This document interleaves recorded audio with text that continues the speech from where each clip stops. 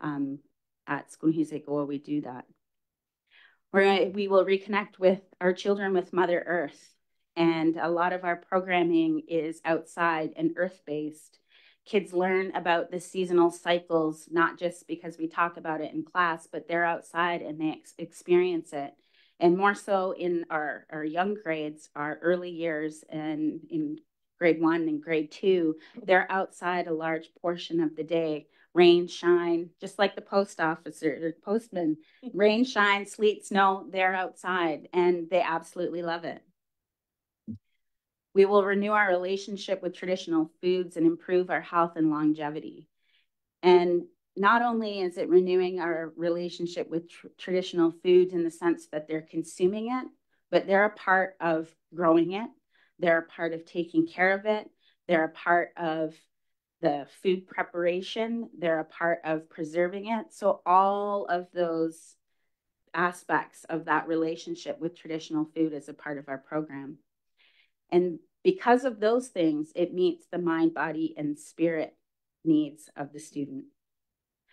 So what we're requesting, and I think this was in the briefing note that was shared, is $2 million to support this expansion of our school.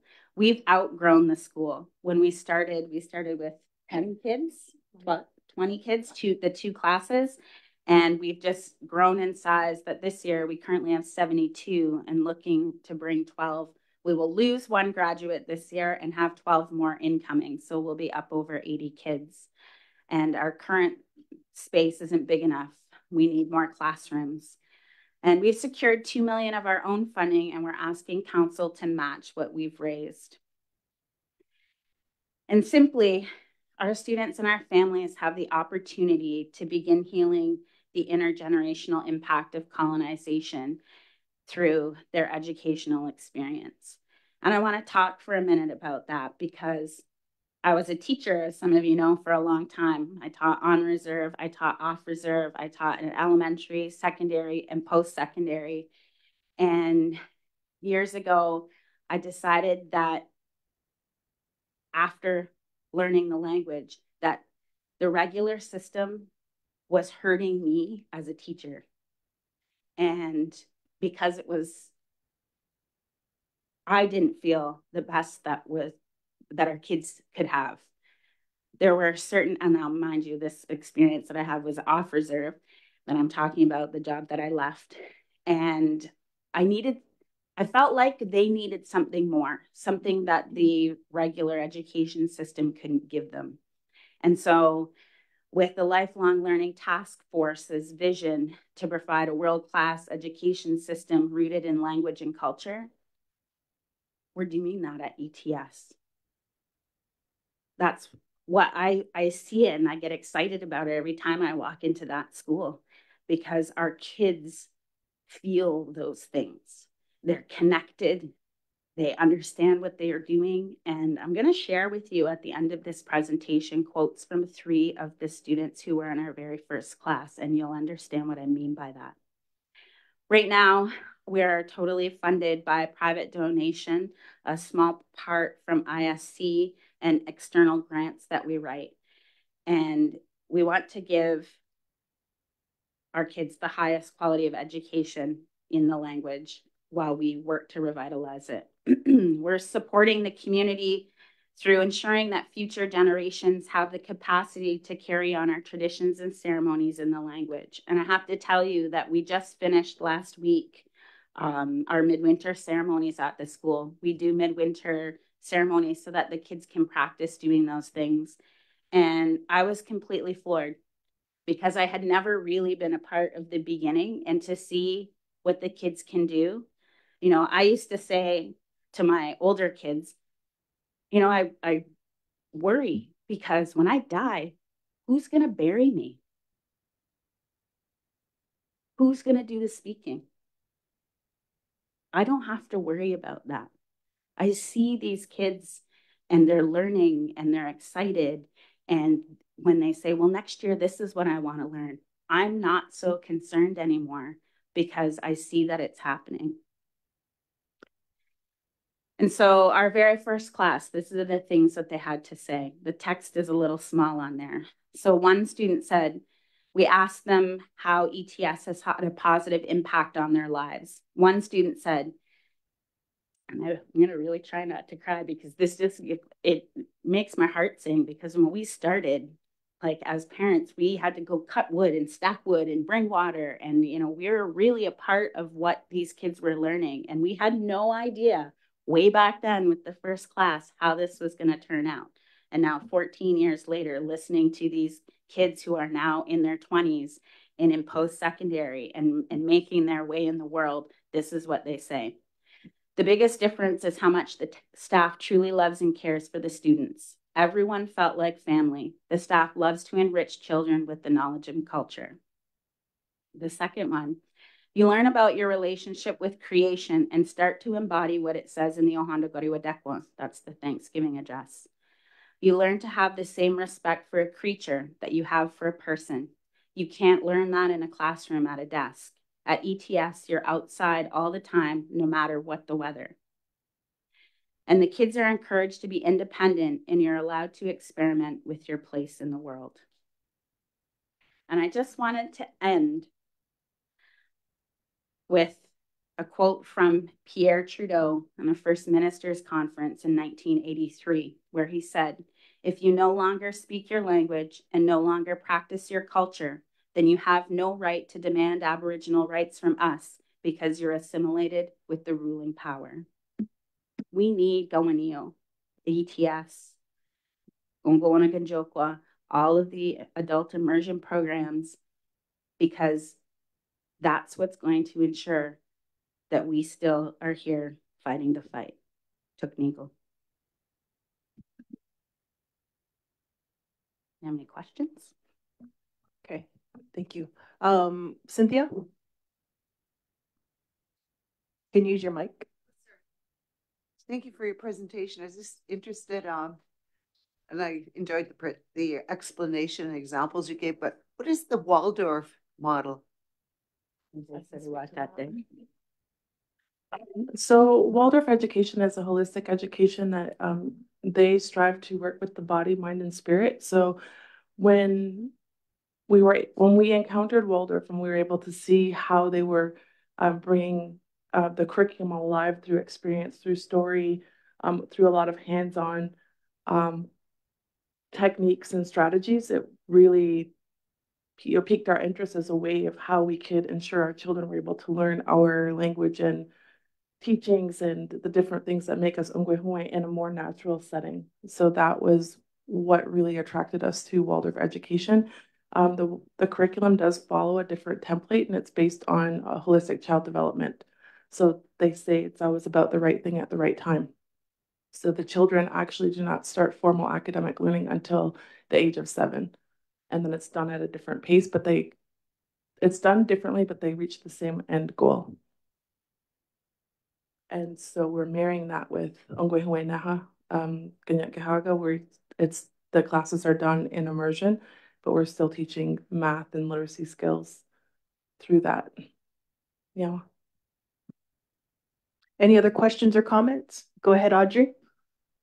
Good morning, Sego. I've attended the school over there, and I think it's absolutely amazing school going on with the kids. I've also attended the Waldorf school, and where I watched kids and do their art, and they were taught to whittle at a very, very young age with a really sharp instrument. So trusting the kids and letting them take life experiences, and with the safety is one of the things they also do. And it's, I guess they bring out that creativity in them as well with the arts. And the language is very pronounced there, which is good. I saw a presentation that you did out in, I think it was Ganawage, no, Tainega. And that really, really inspired me. So we're all heading in the same way. Lifelong learning is demonstrating. We're trying to do the same thing. And the schools right now are doing that. The federal schools have now taken that on, and they're doing a lot more culture, a lot more language. And we even have teachers learning the language. They allow a couple of them, 2 or 3 of them, I think, to go and learn the language so that they can bring it back into the end of the classroom. And that's what we're hoping that happens. So it's nice that we have the same vision. So my question is, do you have the plans drawn up for the school? Are you building up 3 stories, or what's the plan? Yes, we actually have a plan already done and that we're working on. If you look at the page 3 of your presentation that has slide number 7 that has the picture of the school, there's a lot of space, green space that was in the front, and so our addition would go in the front of that, and it would be a modular building, and it will go up. It'll go up, so it'll be 3 stories. So it'll add a larger kitchen, because currently our Junhekwa team, which is our kitchen staff, they're cooking for nearly 100 people in a small little tiny kitchen every single day. And so a big part of our expansion will include larger kitchen space as well as dry storage and a freezer, because we have a lot of donations that come in from hunters.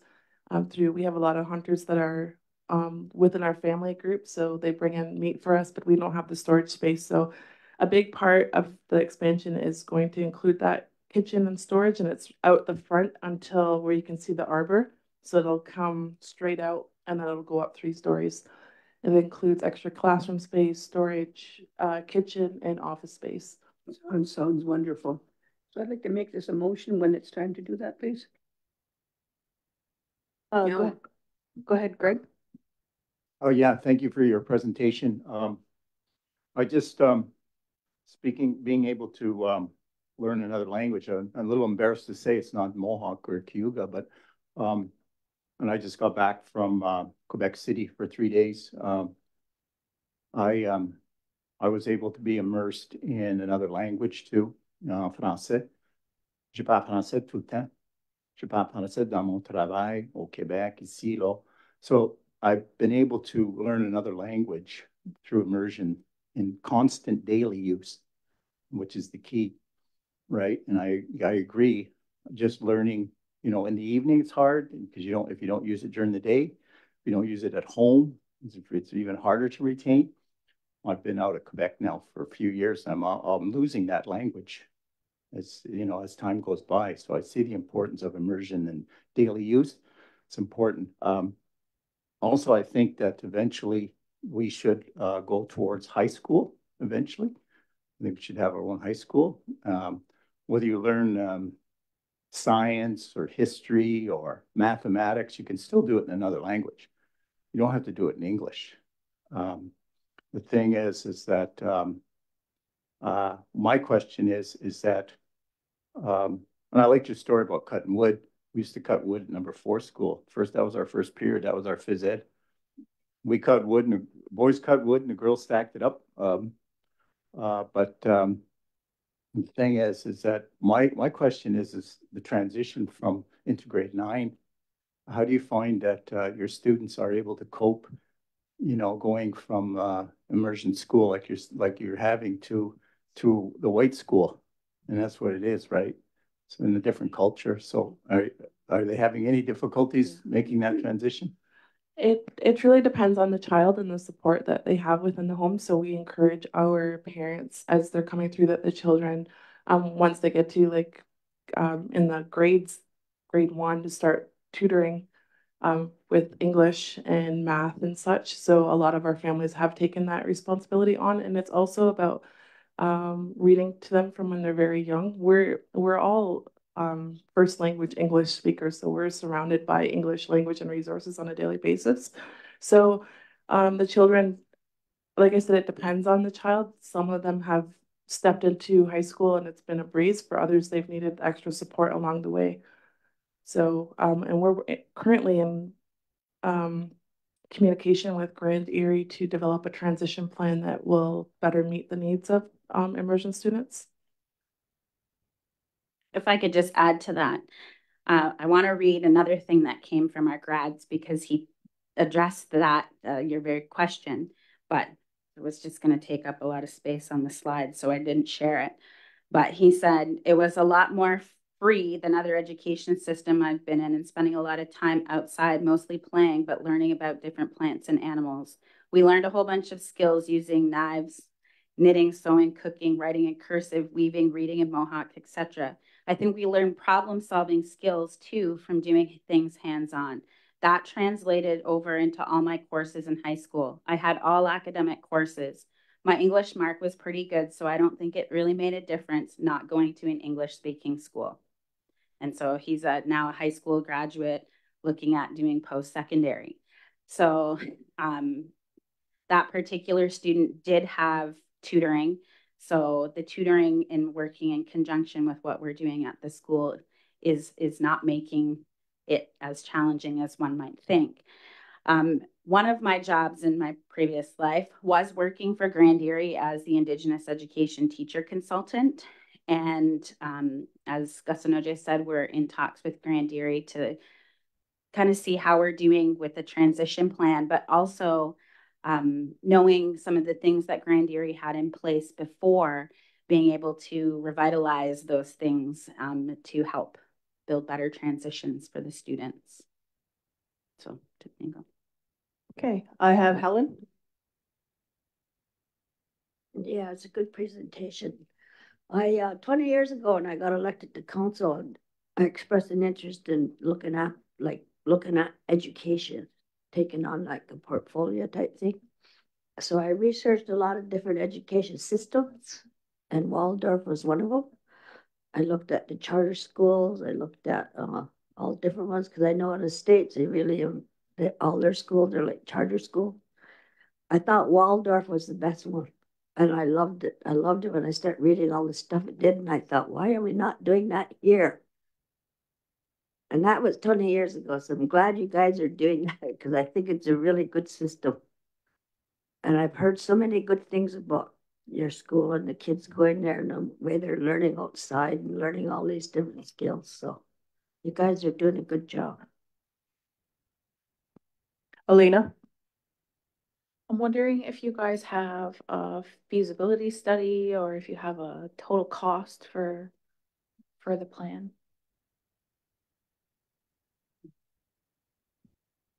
The total cost for the building project is around 3.5 million, and we're expecting the other part will be furnishing the classrooms. And we also, the goal is to have the expansion complete and the classrooms put in place, but it will also be, we'll have to do more, I guess, a further study to investigate on like what parts we can actually utilize. So initially our goal is to get that kitchen in on our main floor, and then we'll utilize the classroom space in the second floor, and then the third floor would be down the road, like maybe in another year after we do additional grants and fundraising and such. Sorry, so this 2 million plus your 2 million would only be for the first 2 floors? It right now, like we are in the process of working on developing the plan. So like for the structure, they've quoted us around 3.5 million, but we're looking at adding an additional, what is it? The third floor, whether it's going to be a community room or a classroom, or we also are looking at the possibility of having a greenhouse space. So that's why it's a little bit unclear of what that third floor is going to be right now. That's cool. Okay, if there's no other questions, Melba? Thank you very much. I was very impressed with your presentation, and I certainly like your presentation in respect to family because as we know, our environment right now is very difficult with dysfunction and violence in our community. So that's really important that children grow up in a atmosphere where it's appreciated of all the things that the Creator has left for us. So I really, really appreciate it, and to me it's very emotional. Yeah, to have children grown up, and hopefully they go home to a good environment. And I'm not sure if you struggle with some of that or not, but I really hope you don't. But the children start to teach the parents. We know that as they get older and older, we know that.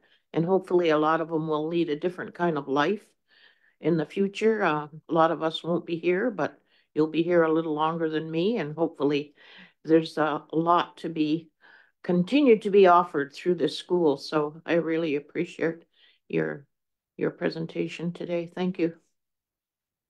Yeah, well, I just wanted to add that we do encounter like the intergenerational traumas and things that are affecting all of our people here at Six Nations. One of the expectations of our teachers is that they are expected to be doing inner work, to be working on healing those things so that we can stand in front of the children and to be models and to be in the best place that we can be. We provide parent education as well for parents um, to help them understand the curriculum and what it is that we're doing and how intergenerational trauma is affected and how things that strategies and things that they can do within their homes to help with parenting. We see it as a community and it takes a village. So we've really looked at how to expand this into a truly holistic model to meet all of these things that are coming at us on a daily basis. So our teachers are very devoted and committed to and passionate about language learning and teaching, but they're also taking on the responsibility of learning this new hybrid curriculum that we're creating as we go,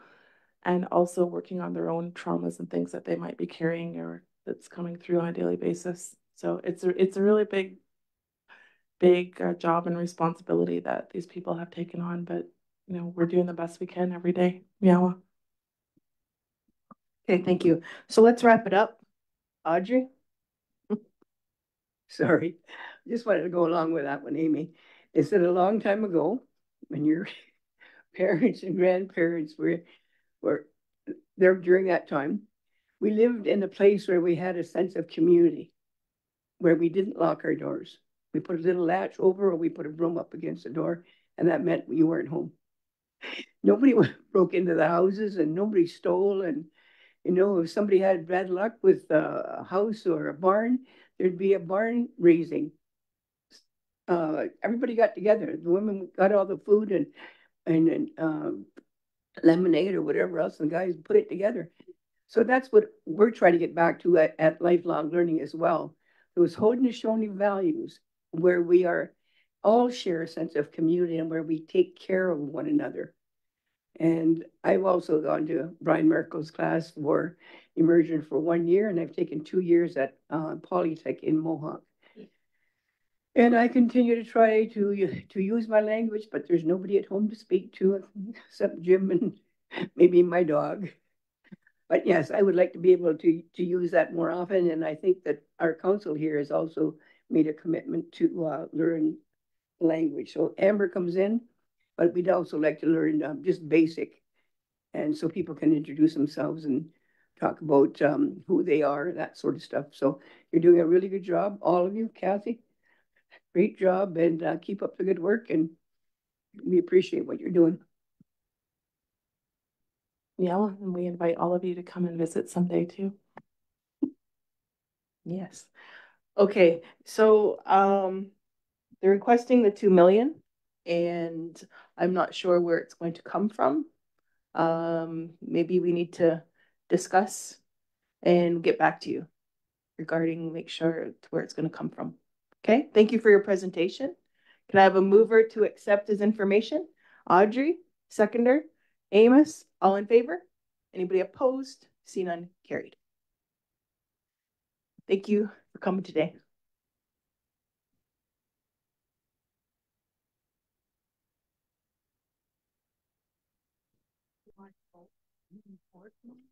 No, I'm good. Okay, we have our second delegation. This is Survivor Secretariat. Linda, do you want to see if they're here?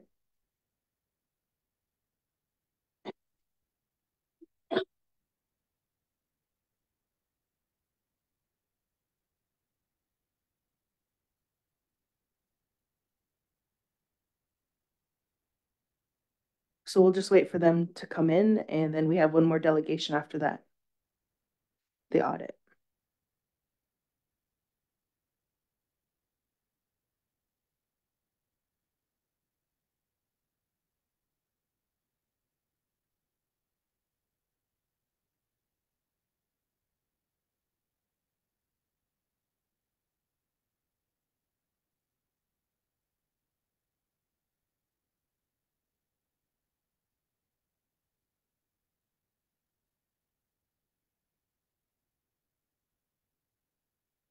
Okay, they're not here yet, so is the next delegation?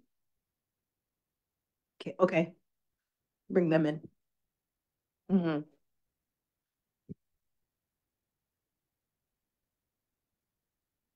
Right.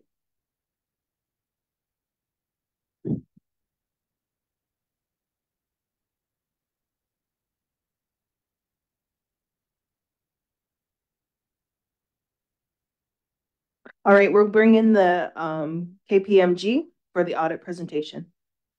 Here they come.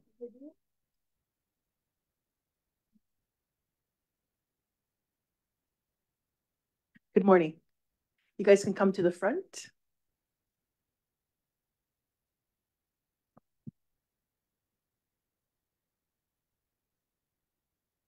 The other presentation in front of this. So we'll get your presentation to put up on the screen for you also. Yes. So again, when you speak, just push the button and the red light will come on. And then after you're done, if you can just push it off. Thank you. And good morning, Chief Hill. Good Great to morning. be here. Thank you.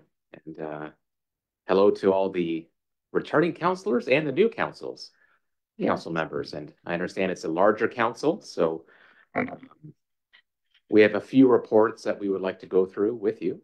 You guys can sit down Sure. if you want, and then just move the mic for you so you don't have to stand the whole time because it might take a while. And maybe just by way of introduction, especially to the new members of council. My name is Carlos Alvarez, and I'm a partner with KPMG. My name is Matthew Chardelli, Senior Manager on our audit group at KPMG. I've been working with Carlos on the audit of Six Nations for several years now, so I think some of you will have met us before. So just before we'll introduce ourselves, again, Chief Hill, go ahead, Dean.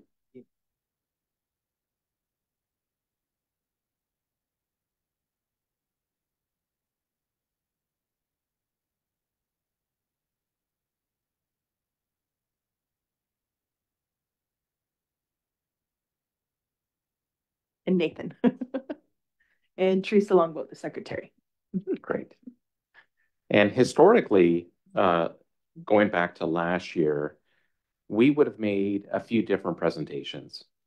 We would have presented our main report, which is called a audit findings report, which goes into the detail of the findings that came out of the audit process.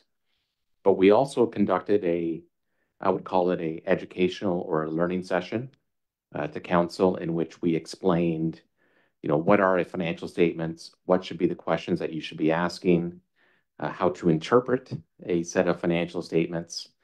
So our intention today is to focus in on the audit findings report first, kind of go through and give you a flavor in terms of what you should expect when we do present the audit results for 2024, but we'll also give you a summary as to what happened in 2023, because I think that's good background. So on screen. Okay, just before you get started, this was just all in your Dropbox. And Cynthia? Thank you for coming. I'm eager to hear. And I do appreciate the learning part, but I'm particularly interested in the actual audit itself and why we asked you here, especially as the new ones on board, is we have a budgeting process coming up and we are not equipped to go through any budgeting process unless, and this is what I at least am looking for as a result of this, is how much cash do we have? However you term that, discretionary funding. How much cash do we have? And of that cash, what can we spend? Because I see looking through it, there's all matter of surplus, but there's reserve and there's monies committed. To put it in to summarize that whole thing is we need to know that or we can't do our jobs. And just to follow that, so like I said, it's in your Dropbox, but also for the community to see. It's just presented on for the community to also see it. Okay, go ahead. So through you, Chief Hill, in terms of answering the councillor's question on the amount of what I would call liquidity is available to spend, it is a little bit easier to actually look at the actual financial statements themselves. So what we'll do is we'll make some highlights in terms of the actual audit itself. And then when we turn to the actual financial statements, then we can more specifically entertain that question. Go ahead, Cynthia. Do we probably all have that? Well, we have to know the answer to it, but I very much appreciate if you go through. I went through it and I've got all kinds of questions. It just brought to mind that since you're here, I would like to take advantage to have a better understanding. Okay. So in terms of the audit findings report, on screen, you'll see the audit highlights. Again, this is for the year ended March 31st, 2023. When we report to you, hopefully in the month of June and July, we'll present a similar presentation to you. When we conduct the audit, certainly we have auditing standards that we are professionally obliged to follow when we conduct the audit, and those underpin what auditors do. As a reminder, we do not prepare your financial statements. Our role is to audit them, and we always need to make sure that we don't cross that line because we can't be in a position where we're auditing our own work. Therefore, we ask your management team, Wayne and others, to prepare the financial statements and the audit reporting package so that we can audit it, not prepare it. And I think that's an important distinction to make on the onset. So in terms of 2023, in this case, we did have uncorrected audit misstatements and corrected audit misstatements.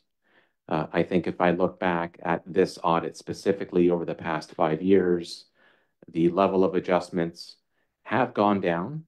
One of the important byproducts of our audit is our control observations and our recommendations, and we'll speak to that a little bit later. We call that our management letter, and our management letter has really evolved over the past 5 years as well. 5 years ago, we would have had 20, 25, 30 points. Over time, we have seen some improvement in terms of your processes, so we'll make some comments shortly. Moving along to the next slide. So again, this is back in time. So when we present our audit findings to you, we'll highlight what's outstanding before we can issue. So we can skip over to the next slide, please. So one of the things that we will highlight to you is any significant changes on a year-over-year basis.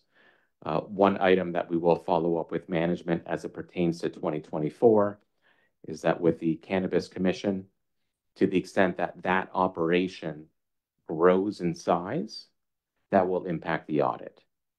For 2022 and 2023, the level of activity was very nominal, but the expectation is that the level of activity will significantly increase.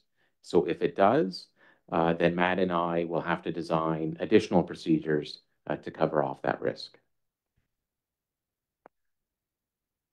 So one reminder, our audit is a financial statement audit. There are other types of audits out there, for example, cybersecurity audits, audits of your HR policies. Our audit is on the financial statements. Now, related to that is fraud happens. I'm not suggesting that fraud has happened in the prior year, but Matt and I are always required to respond to the risk of fraud. We do see fraud, on several audits, throughout, our careers. And so we design specific procedures to ensure that we do not encounter anything that would be considered fraudulent.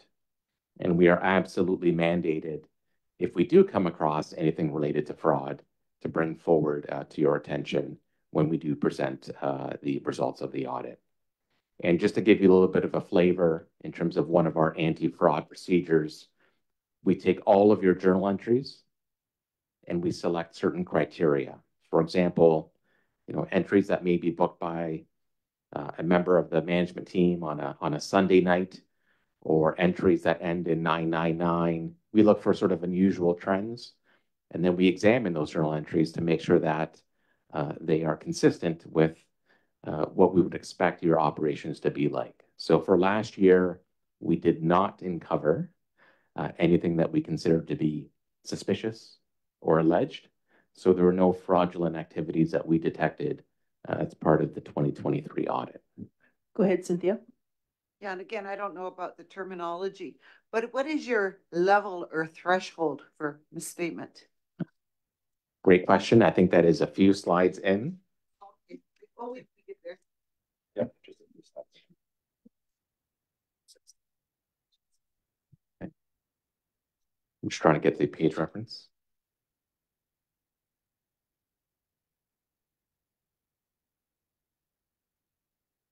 So we have two items in terms of what we determine to be materiality. So we have an overall materiality that we use to plan and perform the audit.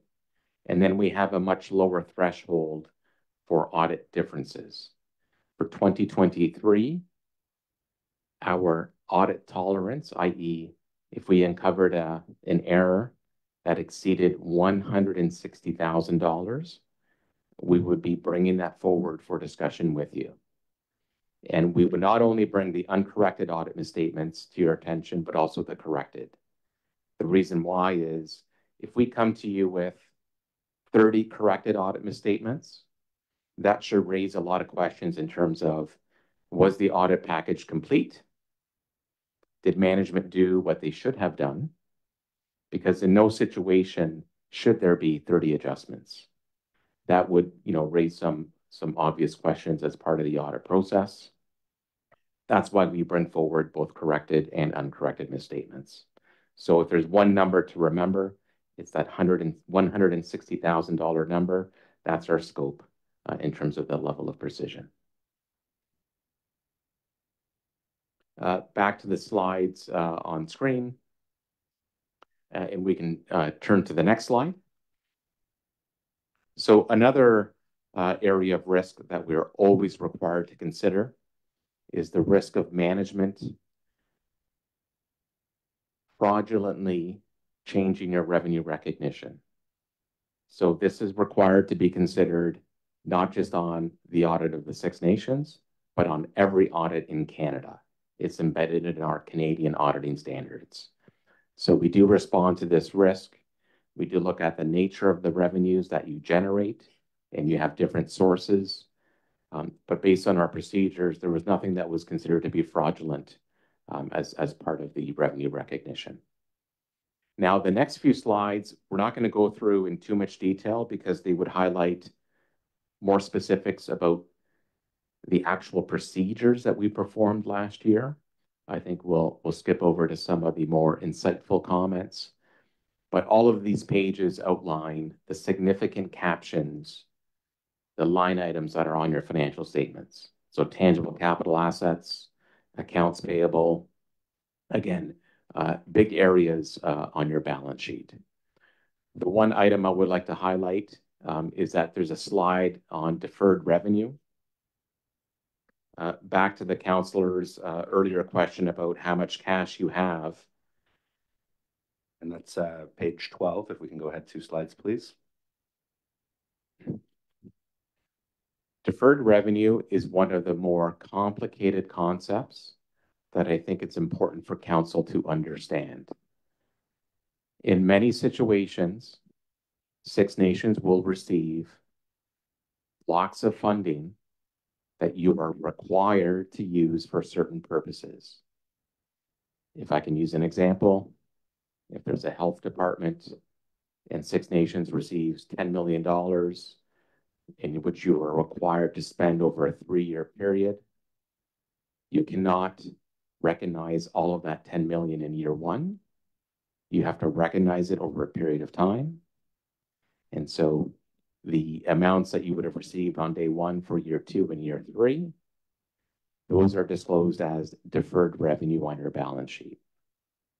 So if you look at your consolidated financial statements and you see a cash balance of $100 million, pause because a lot of the money that you would have received is earmarked for future purposes.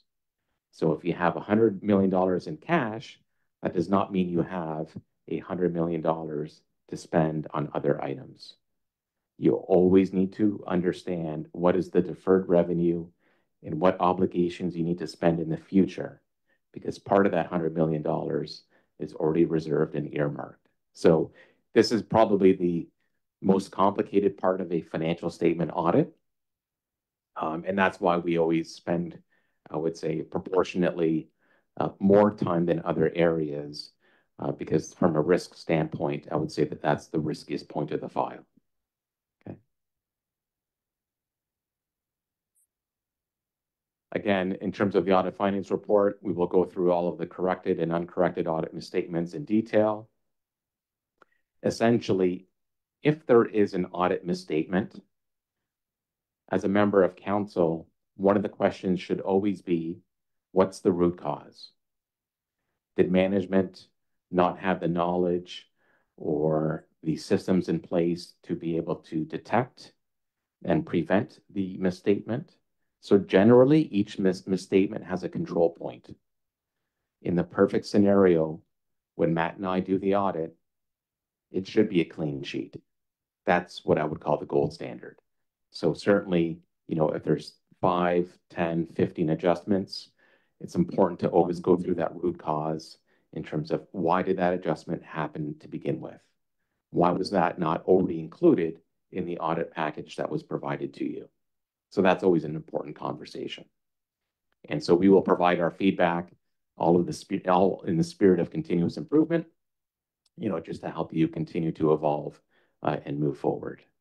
But really, the role of an external auditor should almost be invisible. You know, with your books being, you know, at a certain standard, hopefully we will get to a year where you have no misstatements. And again, that's the goal. Cynthia?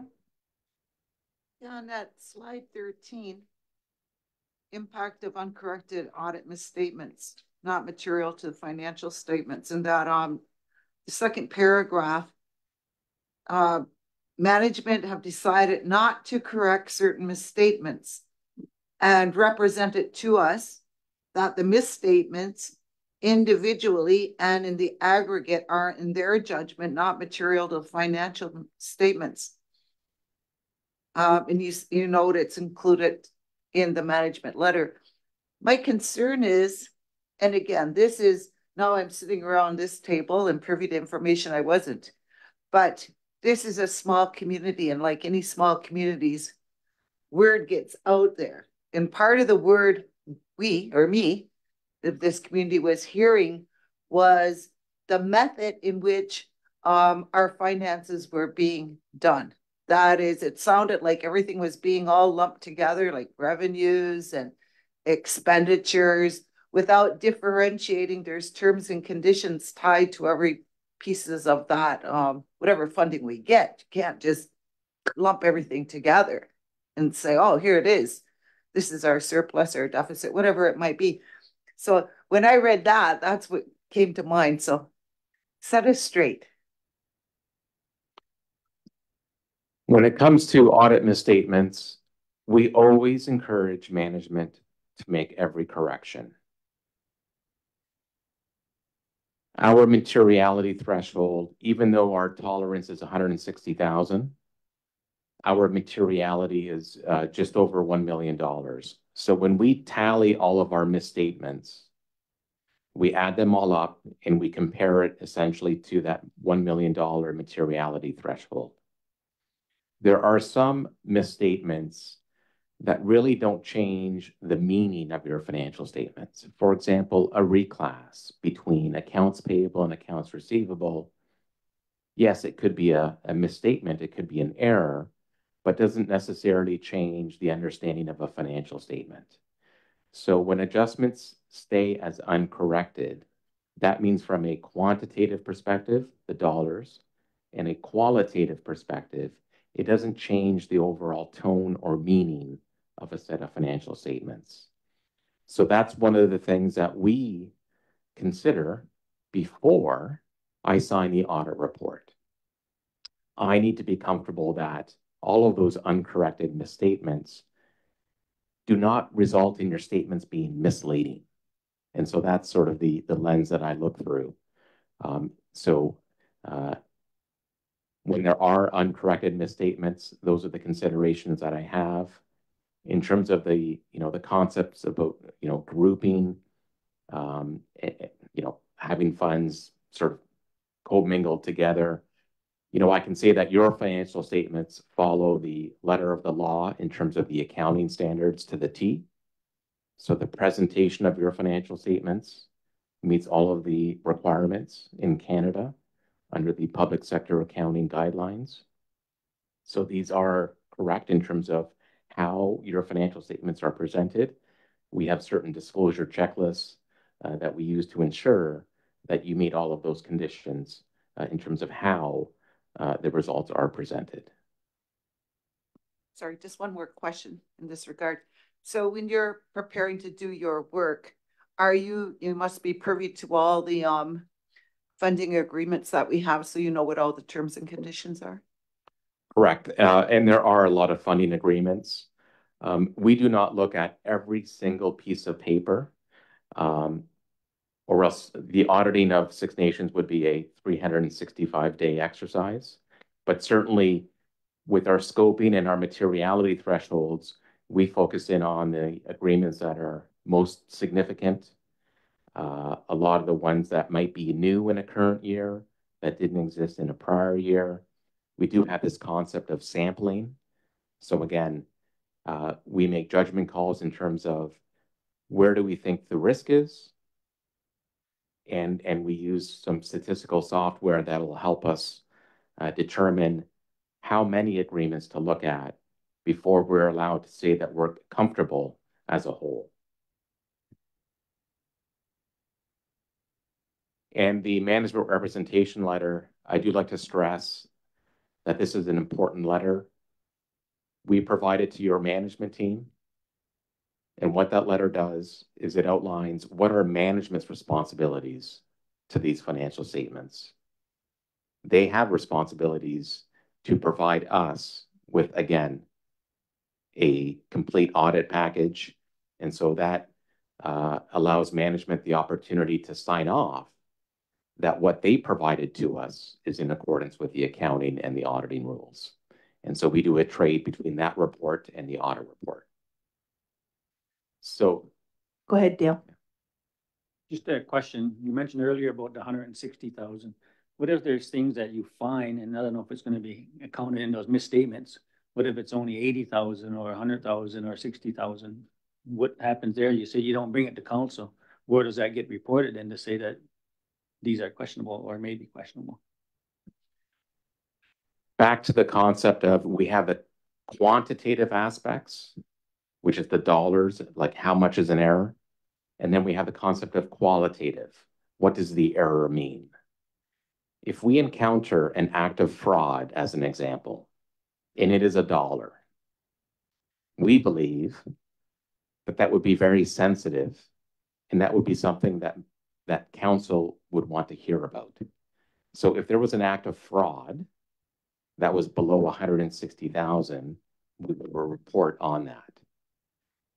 In other cases where, for example, somebody missed making an accrual for an invoice that came in after year end, but a service was provided, and that was $80,000, and there was nothing untoward, no malice, nothing like that, then we would not report that. But we would still make an observation that procedures could be done to avoid that in the future, because if it's not material in the current year, if you don't address it going forward, it could be material in the future. So that this accounts for like transposing numbers as well? Any type of error, and there could be 12 different reasons for an error to happen. Yeah, and I think one other concept that I'll add on is we also aggregate. So if we sample 100 transactions and individually every error we find is below that threshold, we will still group all similar errors together when making that judgment of whether or not it should be brought forward. I have Hazel. I just want to ask, with those funding agreements and when a check arrives in a huge lump sum, how is it sorted out from an agreement? Is there specific things on each agreement that identifies exactly where that goes? Or does somebody have to figure it out? Like, do you understand what I'm trying to say? Yes. Okay. In the funding agreements that we see, that you have entered into, generally they're pretty descriptive. And there's document reference numbers.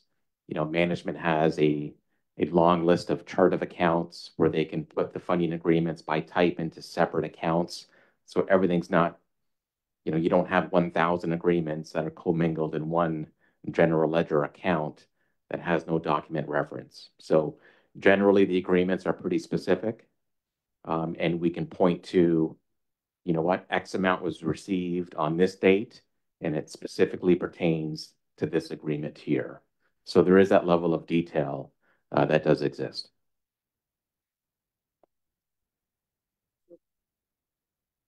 Go ahead, Cynthia. Sort of further to Hazel's point in that slide, I think we're on right now, number 14. Significant uncorrected and misstatements. And there's an example provided there. And it's an amount of $477,628. And it sounded like what happened, it was posted to accounts payable instead of accounts receivable. And sort of going from what Hazel is speaking of, how might that happen? So I can take this one. That's an example of what could be a transposition error, simply crediting a receivable balance rather than putting it on the payable subledger. And the reason you see here there's no income effect on that line, number 2, is because accounts receivable and accounts payable are both on your balance sheet. It is just geography between those two lines. So if those numbers should have been booked to one account versus the other, it doesn't change the overall financial position. So that's an example of a transpositional error that would not materially impact somebody's ability to read your financial statements, which is why it's something that management and us as auditors would be comfortable with leaving as uncorrected. Thank you. Moving along to page number 15.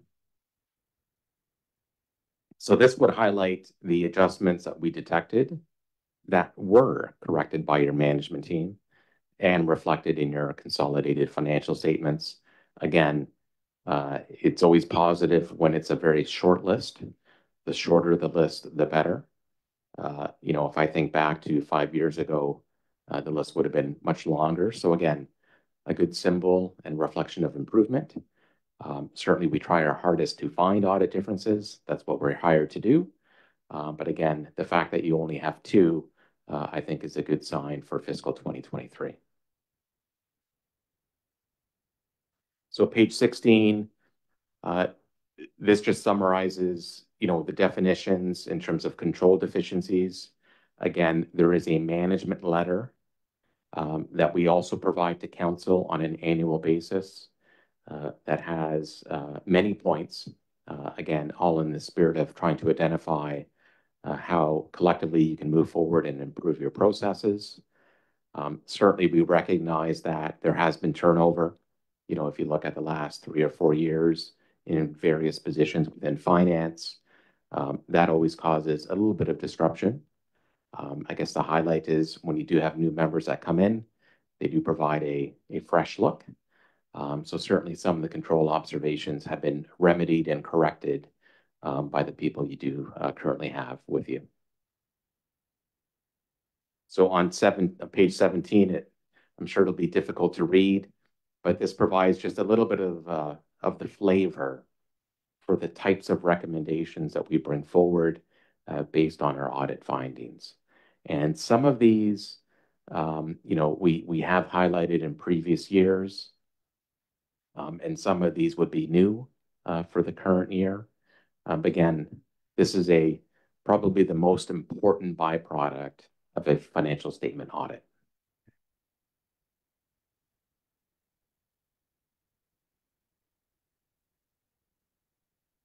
On page 18, one of the very exciting things for auditors last year was a new accounting standard called asset retirement obligations. So Six Nations adopted this new accounting standard, as well as all, you know, governments across Canada and all organizations that follow public sector accounting guidelines. So this was implemented. It was a really big task of your management team last year, but it's done with. It has been reflected in your financial statements. And what this accounting standard basically entailed is, if you think of all the buildings that you may have buildings that have asbestos. So this new standard requires you to reflect that future liability on your books today, even though that building might be used for the next 40 years. And that's in essence the new standard that was introduced. Cynthia?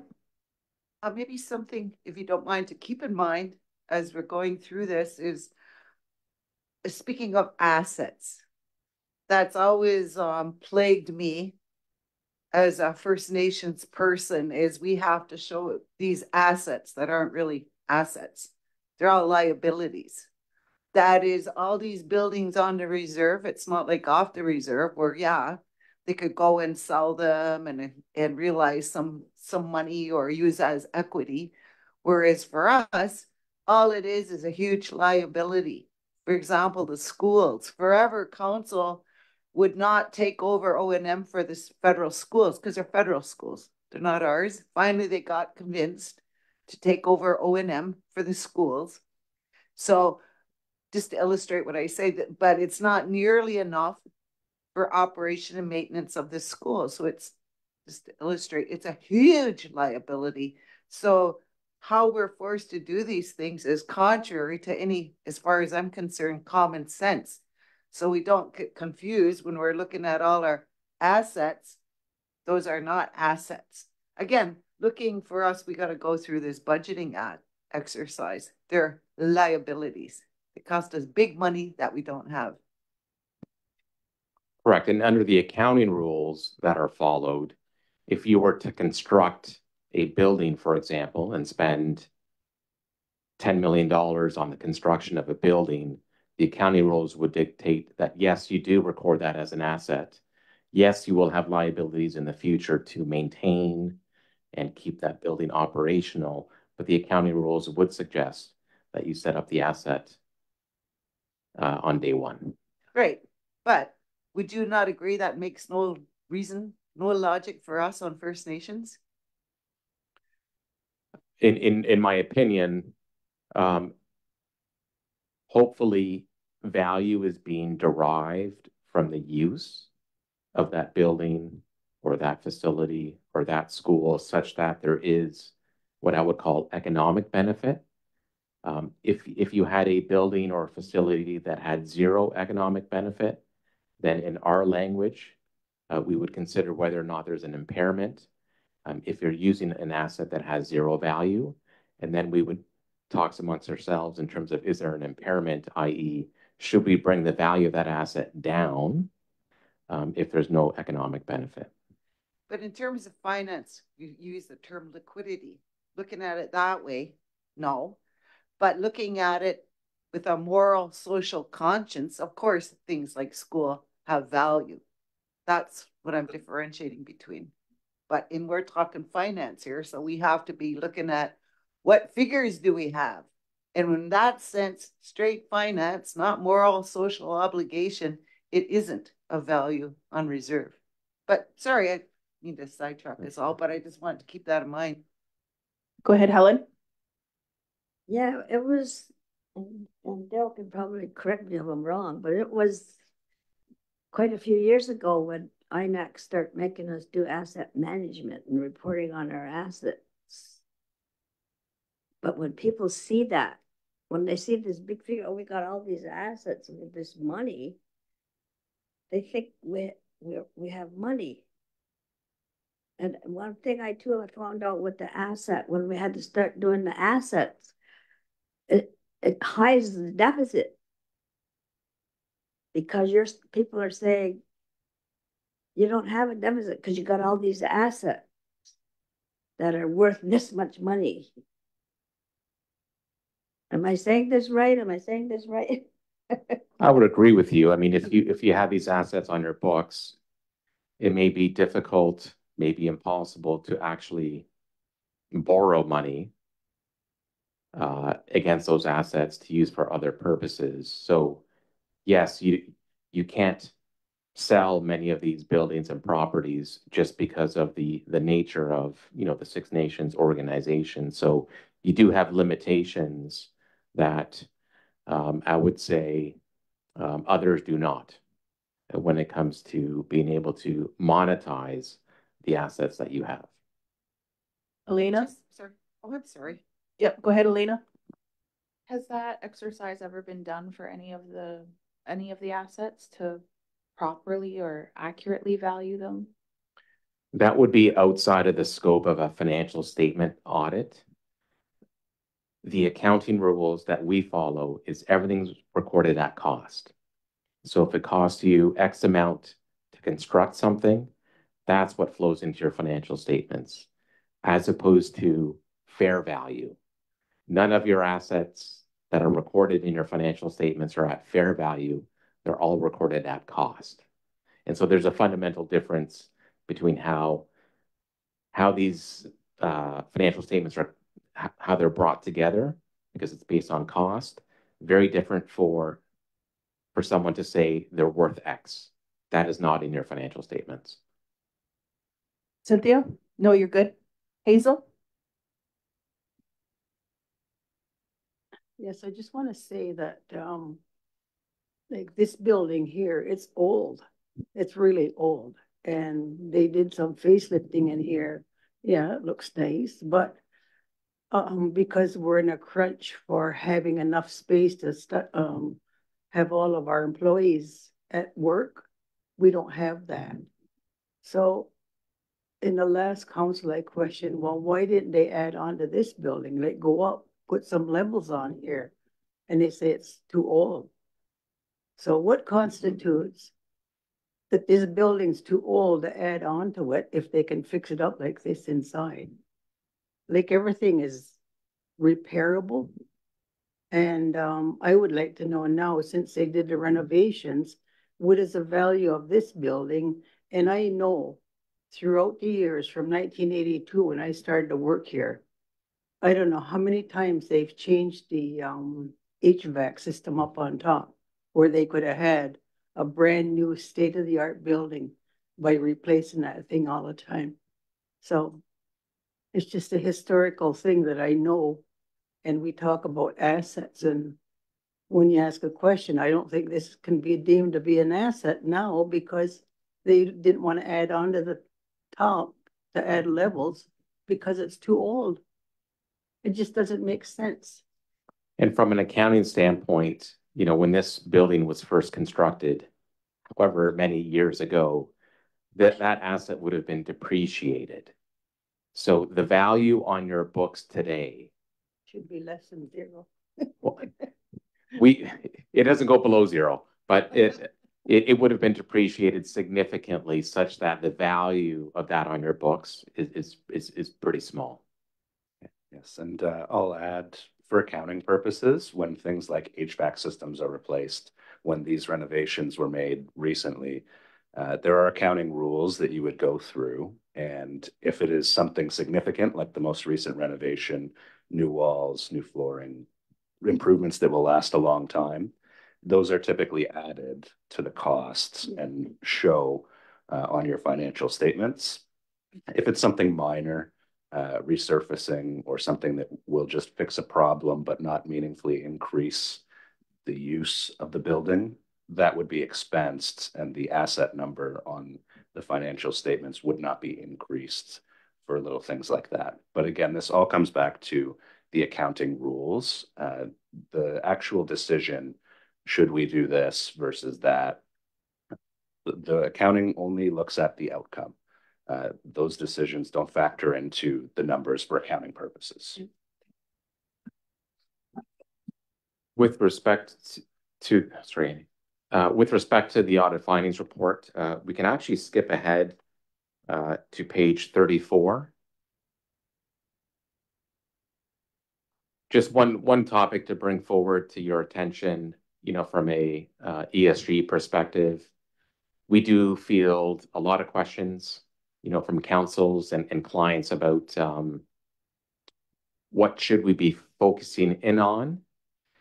I can share with you that for the first time, there are now 2 standards specifically for sustainable reporting, but these have impacted publicly listed companies in 2024. They are not yet applicable, for organizations like yourselves, but possibly in the near future, 2 or 3 years down the road, then you may be required to report on sustainability. And the one task force that is currently meeting in the next few months is to assess whether or not you should reflect as assets on your books the natural assets that you have. Think forests and trees. There's a benefit to those. And so what the task force is looking at is, should organizations actually estimate what the value of those are and potentially put that in your consolidated financial statements. So that is not something for March 2024, but it could very well be something that you do see in 2 or 3 years down the road, just to make you aware of that. Cynthia, then Helen. Again, being the new kid on the block, when you say it's not here, but and we might give thought to adapting the sustainability. Now, in my little head, when I hear sustainability, and I've taken a quick look at our audit report, and I just have all kinds of questions, and it's very scary to me. So when I hear sustainability in my head, it's if we keep going down the road we're going, it doesn't appear to me sustainable at all. Is that what you're talking about? Like how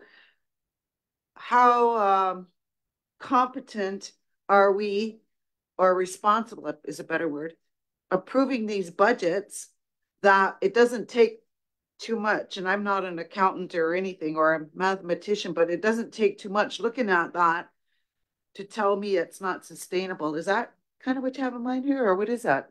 When we use the word sustainable as it relates to ESG, we are talking less about dollars and more about how can we ensure that we basically can protect our environment such that we're here in 20 generations from today. So that's what we mean by sustainability, as opposed to the dollars and cents, which is more on the financial statement side. So this is more about protecting the environment that we have, hopefully improving it to what it was before.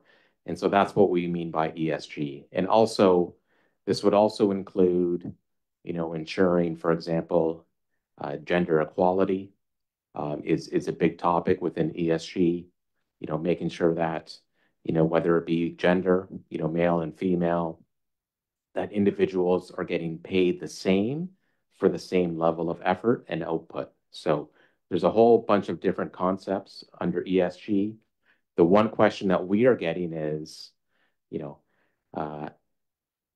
are a large organization. There are hundreds of topics under ESG. What do you recommend should be the 5 that we should focus in on? And we call these materiality assessments. So that's where clients are coming to us and saying, work with us, help us identify where are the 5 areas that we should focus in on that will help us improve the most.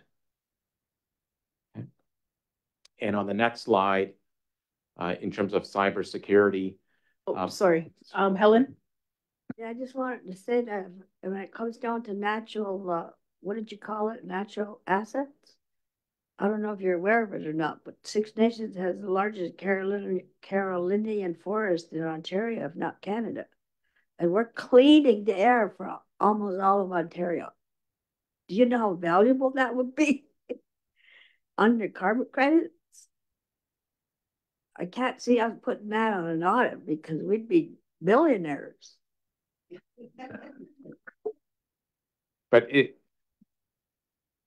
when you think that through, there are areas which have natural assets and others that do not. So the task force is looking at why shouldn't you put those assets on your balance sheet? Is it actually worth something?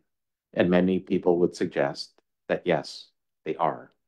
And so that's where the task force is currently looking at that project. Now, the good thing is that, Matt and I will not be counting trees. If this does actually, they've actually already started to look at this, we would estimate, the trees, the age of the trees, take dimensions of, the forests, and that's how you would audit something like that. And I just use trees as a example. There could be other natural assets, whether it be waterways or others. But another topic in which we field a ton of questions is on cybersecurity. And I can tell you that in our experience, not a week goes by where we don't hear an unfortunate event. Our message to council, always invest in continuing to evolve your defense. You can never eliminate the risk to zero. But with that being said, you always need to make sure that you continue to evolve your defense mechanisms to make sure that it does not happen. Whether it's ransom, people taking your systems hostage. And again, I'm not here to be an alarmist. It's just we see these cases all the time. And so make sure that you're asking management, what are the 5 things that you're doing to evolve how you defend against these attacks? And what's your plan for 2024? I think that would be a very fair question to ask of the management team. So I think we can move on to the actual financial statements themselves. And I think this is where there may be more questions in terms of, what you currently have on your balance sheet as opposed to the findings of, from an audit perspective. And maybe what I can ask is, if you open up that first document, the audited financial statements signed.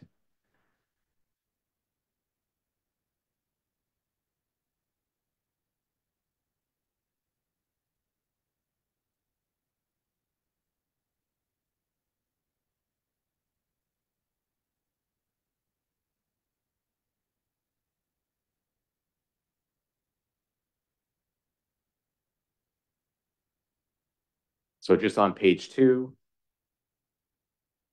there's an index. I will make a comment that, our audit report is included in these financial statements. It is pages 2 to 5. Our audit report is an independent audit report for the new members of council. This goes back to my earlier comment about we need to make sure we're not auditing our own work. We have a lot of rules that we need to follow to make sure that we are independent, that we don't provide any services that would threaten our independence. We truly need to be completely separate from Six Nations.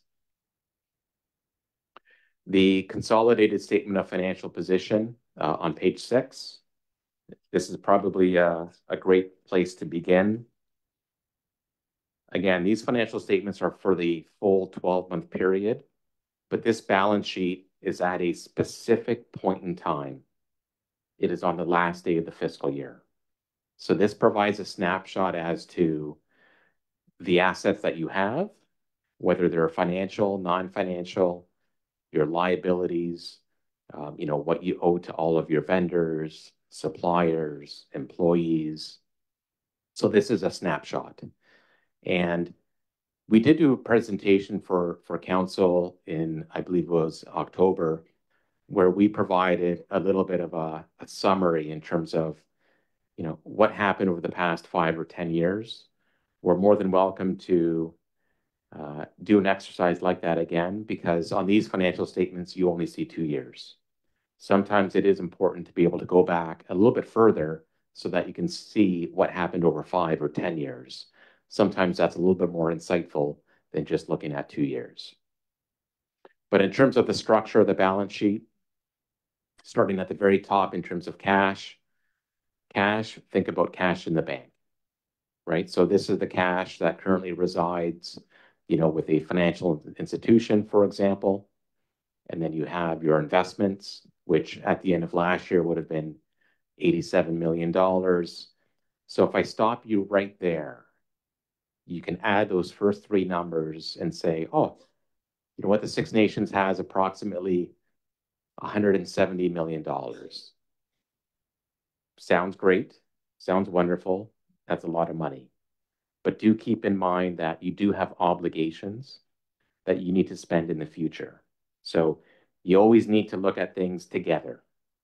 And so, under the liability section, you have your accounts payable. Again, part of that $170 million that you have, you need to pay suppliers, pay employees. And so that's, I think that's 30 million on the screen. And then you also have your deferred revenue. And so deferred revenue is money that you've already received. You already have it in the bank, but you haven't earned it yet.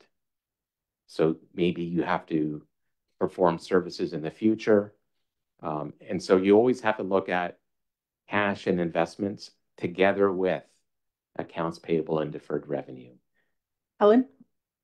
That deferred revenue, there's a major difference between the two.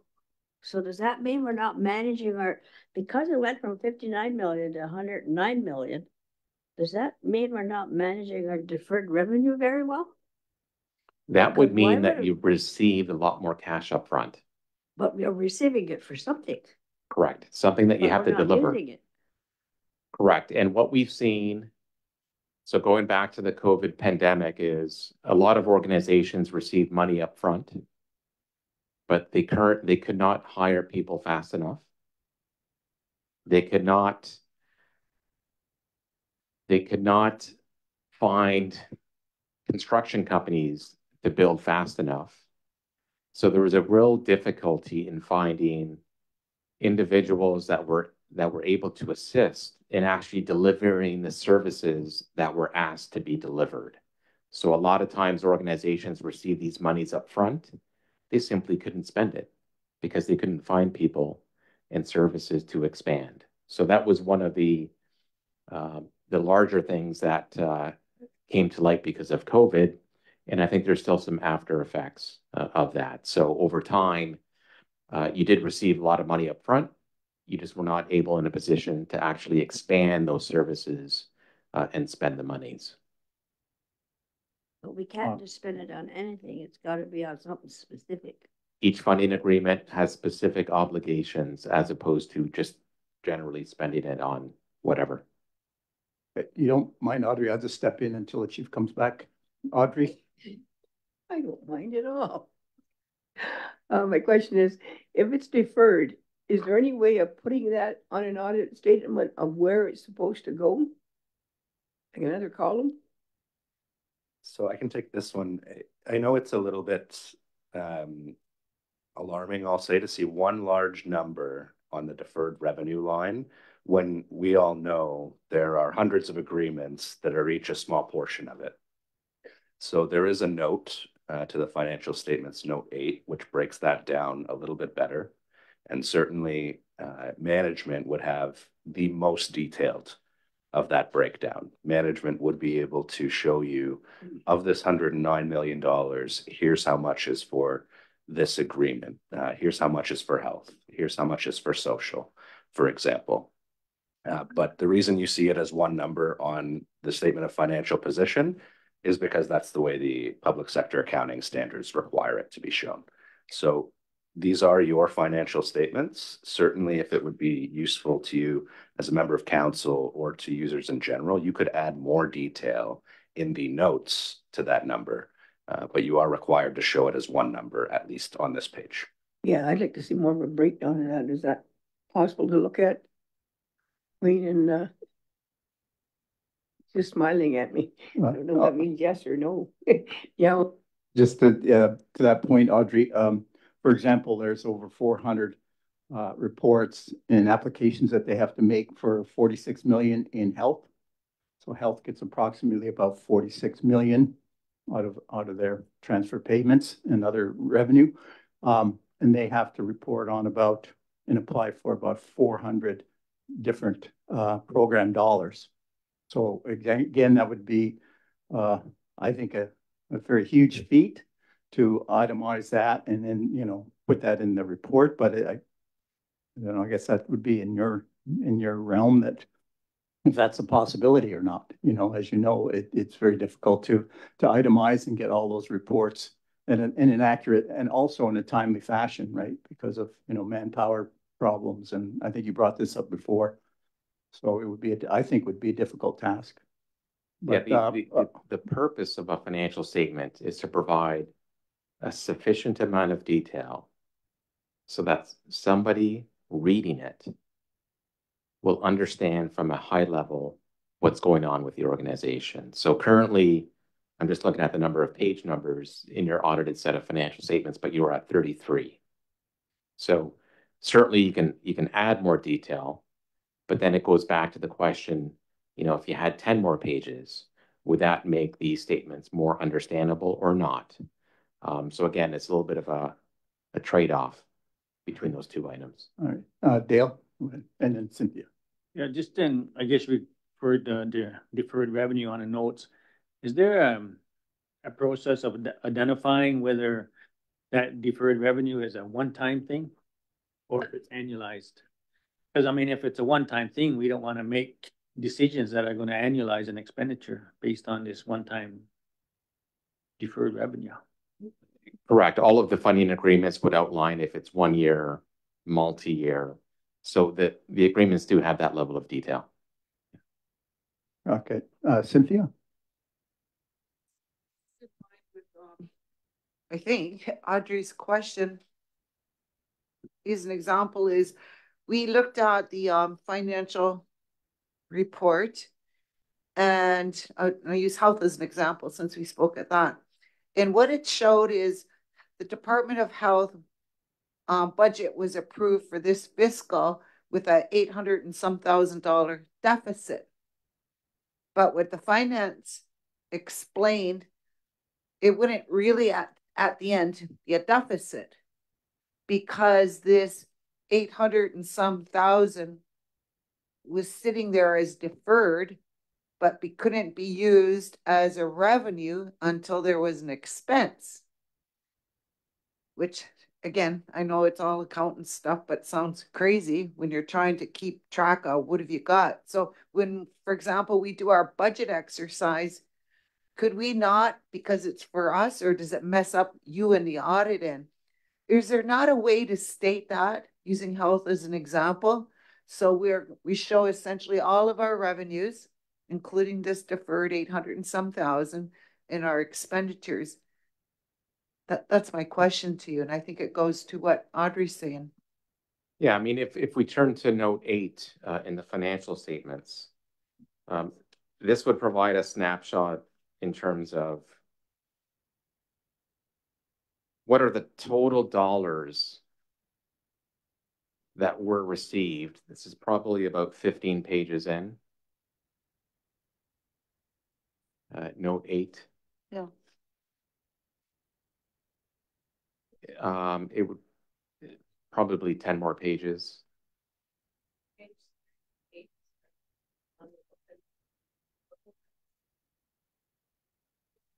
Oh, you just went past it. Right.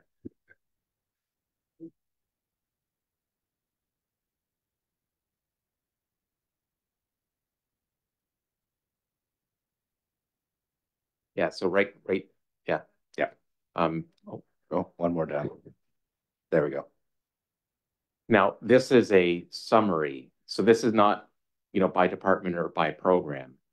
But if you look at that first chart, the way I would read this chart is during the year, you received contributions of $156 million. You earned $106 million. So some of those monies that you received, possibly you didn't have the chance to spend as much of it. Maybe you couldn't hire as many employees. Maybe you couldn't spend enough on supplies or construction, such that some of those monies you can't recognize as revenue until you spend those monies. So that's an important concept of deferred revenue. So, back to the question about detail, you could do something similar, on a department by department basis, but, it'll probably be 50 pages long. But that would summarize sort of what you got in and what you were able to recognize. So are you saying then, using that example, could we not, and use the health, they showed here's health, and it identified the different revenue sources. And there was it ended up being 800,000 in the red, which, as I said, explained, while it's deferred, so we can't actually use it till the next fiscal, after it's been showed as an expense.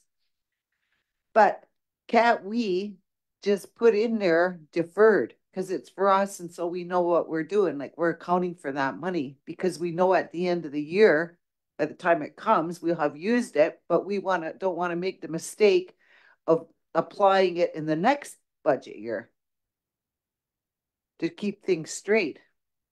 There must be a way to state it, for heaven's sakes. Yep, go ahead.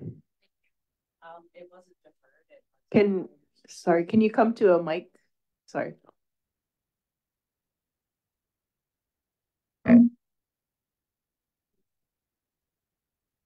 just wanted to provide some clarity to the auditors so that they know what was being explained. It wasn't deferred.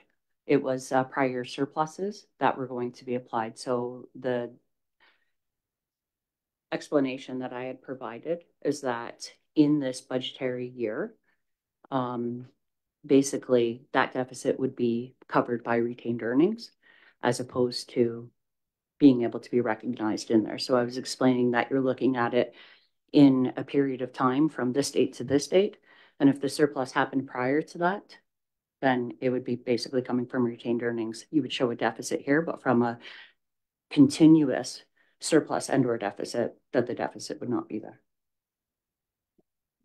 Thank you. Same thing to me. Deferred, we got the money, but we haven't done the project or whatever it is to earn the money. So it's sitting there as deferred, but it has a specific purpose. Surplus now, does that mean it's unencumbered money? Is it discretionary money, or what's the difference? I think that, again, depends on the terms of the agreement. So typically, a surplus is one of two things. It either is allowed to be carried forward, deferred, until another budget year in which it can be spent, or it could be an agreement that is 1 year at a time, not recurring, and often those agreements stipulate unspent surpluses must be returned to the funder. So it is typically one of those two scenarios. So the same thing then, in a nutshell. We have this money that we can use. It's called surplus versus deferred. But we can't, I don't understand why, but we can't use it in this budget that was approved for 23-24. But can't we say this, we're soon going to be doing our 24-25 budgeting process, and using this health as an example, to such a beast arise again.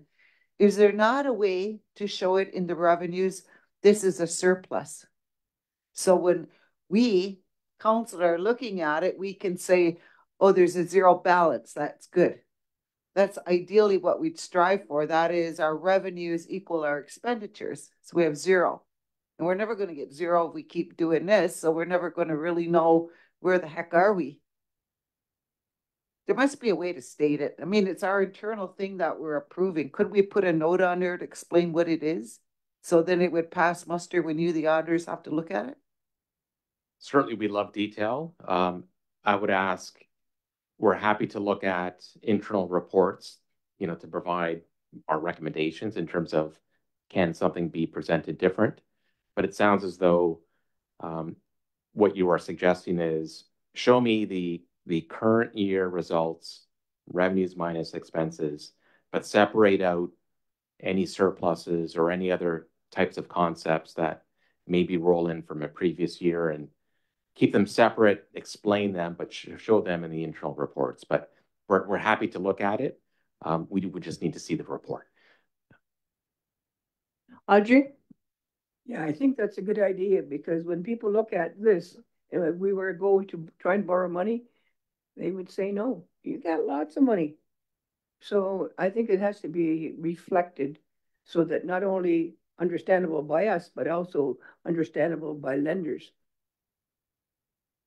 I think it's certainly the last few comments highlight that there's a very large difference between what the accounting standards in the public sector require you to have in these financial statements and the way it's presented. And that is often not the way regular people want to interpret a cash-based budget, for example. And the community really would not be able to connect a cash-based budget to the balance sheet or the statement of financial position because there are those accounting concepts that don't come into play in a budgeting exercise that are required to be layered on in the financial statements. Yeah, 2 points. First of all, I consider myself a regular person. I do too. That's what I was referring to when I read them myself, regardless of the account. But I mean, everybody here, so a better word might be better used. And the other one is that our initiative then with our financial management people to break that down for us, even though it's not your job to do it, is it our job to do it? Yeah, I would say providing some sort of linkage between how does the budgeting process and all of the reports that are used in that exercise, how does that reconcile to ultimately the audited set of financial statements? And I imagine that would not be one simple straight line from A to B. There might be a couple diagonals and steps backwards and forwards, but that would be something that maybe could be considered in terms of providing that link. Yeah. In regards to retained earnings, what drives retained earnings? So retained earnings is, again, at a point in time, it accumulates all of the activity, not just over the past 12 months, but from the beginning. And it simply is the difference between all of the assets that you have, whether it's cash in bank, buildings, other assets, minus all of your liabilities. So in the public sector world, they don't use the term retained earnings. They use the term accumulated surplus. So that's why you have that term on your balance sheet. It is the leftover. You always want that to be a positive number. You always want your assets to exceed your liabilities, but that's the term that's used, accumulated surplus. That's kind of what I was getting at, and just using that example earlier about the $800,000. So there's an $800,000 expenditure, but you're gonna pay it in the retained earnings in the next year. So someplace revenue didn't come in to balance a zero-based budget. So that's kind of what I was getting at. Like you're using retained earnings to pay that, but like ongoing, where would that account for if that was an ongoing expenditure? Let's say next year was 800,000, the year after was 800. Is it going to keep coming from the retained earning if it's not accountable in the funding agreement? And I think in this case, with what management indicated, is it was not necessarily a deficit. There was a surplus in that program. So sort of the opposite direction. And maybe I apologize, but if we can flip back to the balance sheet. Again, The financial assets are more what I would call liquid assets. You do have investments on your balance sheet, $87 million, housing loans receivable. Again, very typical captions that you would expect. There is a non-financial category. So back to the earlier discussion about, buildings and structures. So currently, this is cost, not fair value. But from a cost perspective, you have $138 million of tangible capital assets. That is amortized. So if that was a building, you would bring that over a 40-year time frame, and every year you would have depreciation, and the value of that asset on your balance sheet would go down all the way to zero if that was the only asset that you had. So the fair value of that tangible capital asset number surely is something different than $138 million. Okay. So the accumulated surplus, back to the earlier question, $245 million. Good news, that is higher than the prior year of 231. You certainly always want to see that increase on an annual basis. As we all know, the cost of building something continually increases. So certainly from an inflation standpoint, as you replace those aging assets, when you do replace them, it is going to be more costly, which is why you want to see that continued health. On the next page provides a snapshot of the results for the full 12-month period. And again, the structures in accordance with the accounting standards. You have your revenues into different categories and then your expenses. Certainly there's a lot of activity given that the size of the organization. And there are quite a few notes to the statements that describe what is contained within some of these captions. Cynthia? Yeah, when I was going over this is where I wrote a note to myself. It looks like how could we be so off the mark with our budgeting, and not like even the year prior, like annual surplus. It just keeps increasing. And I've seen in here a lot of our own revenues for our budget, own source revenues, our discretionary monies. So I don't know what's going on or why, how can we just be so off the mark? Like we over budget every year. So as part of the financial statement audit, we do not audit the budget. We check to make sure that the budgeted numbers that are included in the financial statement match what was approved by council, but we don't necessarily dig into the budget in terms of, why was the budgeted revenues 137 million versus the actual of 145. So that would be outside of the scope of a financial statement audit. So that's a question we would ask internally to our finance, like what the heck's going on here? Correct. Okay.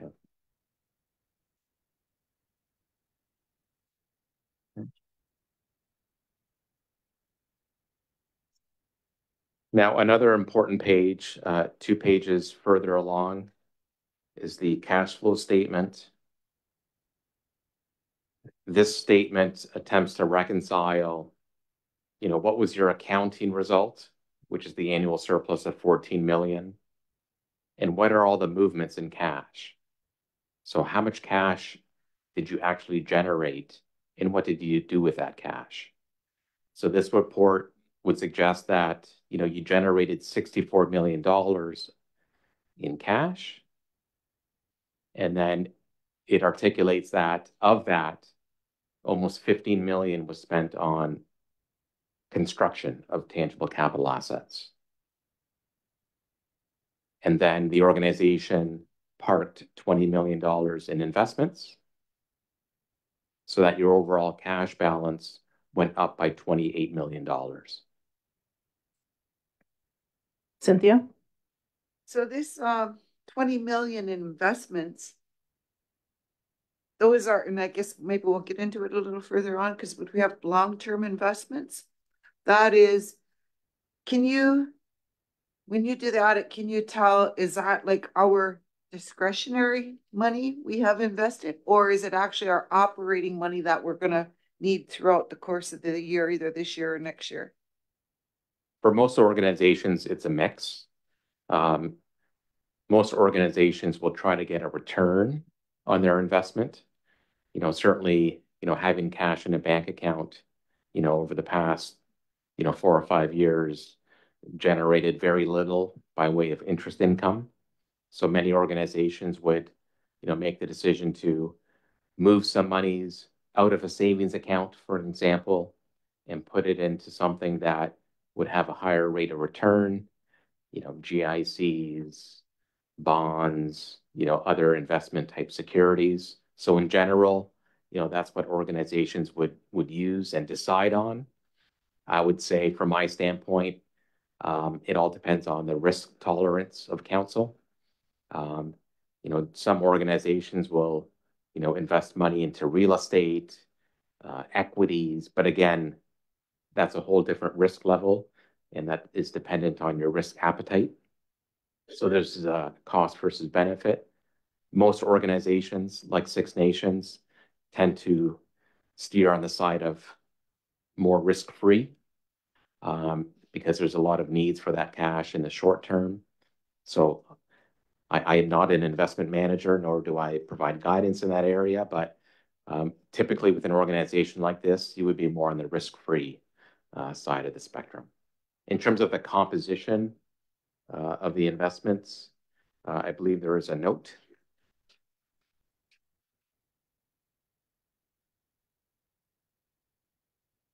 So there is a note 3, it just describes that, the market value is 88 million, and the cost of those investments are 87 million. So again, that would suggest that by and large, they're in what I would call more risk-free investments. Yeah, I think that's fair to say. And the detail may not be in the note here, but when we do the audit, we are able to go and get a financial confirmation or a year-end investment statement from all of the different financial institutions that hold or manage those investments. So these numbers are audited regardless of the source of the investment. Cynthia? Yeah, I got little notes myself all over the place here. I must have read it somewhere, but under that one that you referred to, note number 3, investments, I've got housing and operating reserves. So are you able to identify like how much of this investment is like housing? And what is a operating reserve? That's what I'm understanding. Operating reserve is like we'll need it during the course of the year for a project or operations. That might be more of a management question in terms of what is the $88 million earmarked towards, and when those amounts will be needed in the future. We just verify who holds it and is it recorded at the correct amount, as opposed to what is the plan to use those in the future. You don't know this. Do you not have to know the source in order to verify? Correct. We know where all those funds are held, who they're held with, so that we can send confirmations to ensure that it's authentic and that actually they're held with the institution that is listed as holding those assets. When I say source, for example, I got out of somewhere I'm reading housing and operations. So would you know of this 87 million, how much of that came from housing to put in there? That's what I mean by source. I believe management would have that level of detail. In the chart of accounts, housing has subcode, health would have a subcode, social would have a subcode. So this number would be able to be broken down by department to show what the funds came from when they were received years back. But I think it's also worth noting that These are pools. So again, one number made up of many different departments worth of dollars that could have accumulated over years. So quite a bit of detail that management would be able to provide there. That is just not required to be disclosed in the financial statements.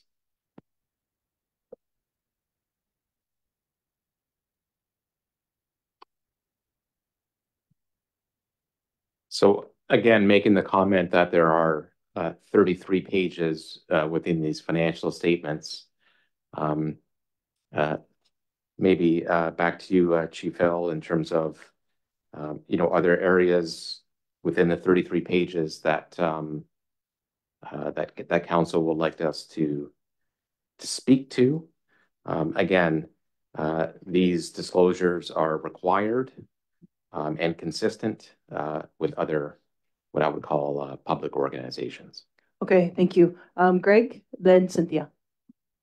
Oh, yeah, thanks, Matt, Carlos, for your thorough examination of our finances. As you know, in our community, we have other supposedly governing groups that do not disclose their financial picture, and they do receive a lot of funding and funds. The thing is that I think the community really appreciates all the efforts that that you as an auditor make us fiscally responsible. And that's important because like the game that we're stuck playing in, okay, is under the, I guess it is the accounting standards that we just shifted over to that allow us to show governments, bank institutions, other funding agencies, okay, that we're not a banana republic. We follow the accounting standards that we're forced to follow. It's not like, sure, we would like to do things our way, and we may be able to. For example, when we discussed this before, if we had, I don't know, our own source revenue, say we had a casino made $100 million. Well, I think we could start shifting our accounting standards to the way we want to do it. But the way it is now, it's such that I think that what you were discussing within our organization, with the manpower, the expertise that's required, the time that it takes to report, I think is very, very, very important for any organization to function like in a fiscally responsible way. The thing is that I like this because it's transparent, right? It is to the point, and that there's no fraud, right? You've examined all of the numbers, which has been very helpful. So, and that's sort of the message I wanted just to say is that I appreciate you guys coming in and answering all the questions, but I just wanted to make that clear that that we are fiscally responsible, and you guys help us do that. Great, thanks. Cynthia? Yeah, I still don't have the answer I asked at the very beginning, which is how much cash do we have and how much can we spend? Because we looked at these page 6 and 7 of the audit, it shows accumulated surplus of $245,365 that we know. Well, no, we can't go and build everything under the sun. Now look at all the money we have. We realize. But of that, what can we spend? For example, when you look at this note number 14, has accumulated surplus. And of this, invested in tangible capital assets is 130 million. Does that mean of our surplus, like this little talk we had a little while ago, does that mean of that 245, don't get too excited because some of it is represented as actual buildings, facilities in this 130? Is that what that part means? Yes, that is correct. So it's 145 minus 130 leaves 115. So again, before we get too excited there, operating fund, is that what we, like, what does that mean?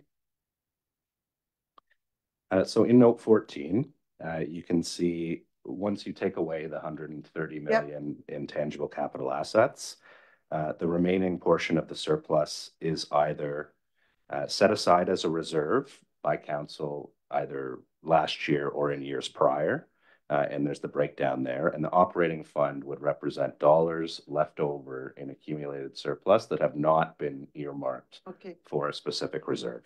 Okay, thank you. So, Can you use your, sorry. Of this 245,365,538 surplus, we have, we don't really have that. It's some of it's hanging out in buildings, facilities, $130 million worth, right? And another we don't really have, I mean, we have it, but we don't, is $83,806, but that's been set aside in reserves. For example, OFNLP, we have $70,913, correct? Correct. Now, for these, is that where we have to put the question to our management is, okay, we got, you say we got these reserve funds set, totaling 83 million. So is it you or our finance people we have to get, well, what is that? Reserve for what? Is that what happens, or do you know? That is correct. So it is ultimately council's decision as to what amounts should be reserved and for what purpose. Think of it as a rainy day fund. So even though you have $89 million of cash and $87 million of investments, historically, previous councils have reserved $83 million for some sort of future purpose. Okay. And there could be different future purposes within all of these line items, but think of that as a reserve for the future. Right. Okay, so again, staying on that page, so we see this 245 plus million. Really, what hasn't been put in reserves or is not really liquid assets, what we have is 31,076,000. Is that correct? That's correct. And further to this, when I'm looking at here, we got all these loans we got to pay to RBC, CMHC, BMO. We got all these loans, and when you look on one page, they look relatively small, but they're captured that way, I understand, because the loans become due 2025, 27, so it's a smaller amount. But then when I look at another page, it's like, we know we owe 30 million, we own a whole bunch. So all of that money that we owe to the banks, is that captured here somewhere in this surplus? Or would that be perhaps under these reserve funds? So all of the amounts that you would owe to others would be included in the liability section of the balance sheet. So that's that, for example, to RBC, BMO, CMHC, that's already accounted for. It's not in this surplus. It's not in the accumulated surplus. It's on the balance sheet as a liability. Okay, thank you. I got my answer. Okay. Thank you for coming in today. And I'm just glad to see in your audit report regarding the auditor's responsibilities for the audit of the financial statements, the end part, where it's been usually 20 to 25 over years, and now we're at 8. So that's huge, because it's nice to see that we're working on improving. So I'm glad to see that. Cynthia? Sorry, don't hate me. I looked at your management letter just before you go, your management letter, and there have been improvements in the detail provided. And the budgets weren't quite as late. They've been alarmingly late. So you say keep up, do more detail and try to get your budgets done earlier. But also I understand from Nathan, we're up to renew, we need another auditor again. And you would outline, I would think, in your proposal what you mean to do. But I see one of your, I read somewhere in here, is the internal controls. they're not, if I'm understanding properly, they're not entirely spelled out as maybe they should be for our internal controls.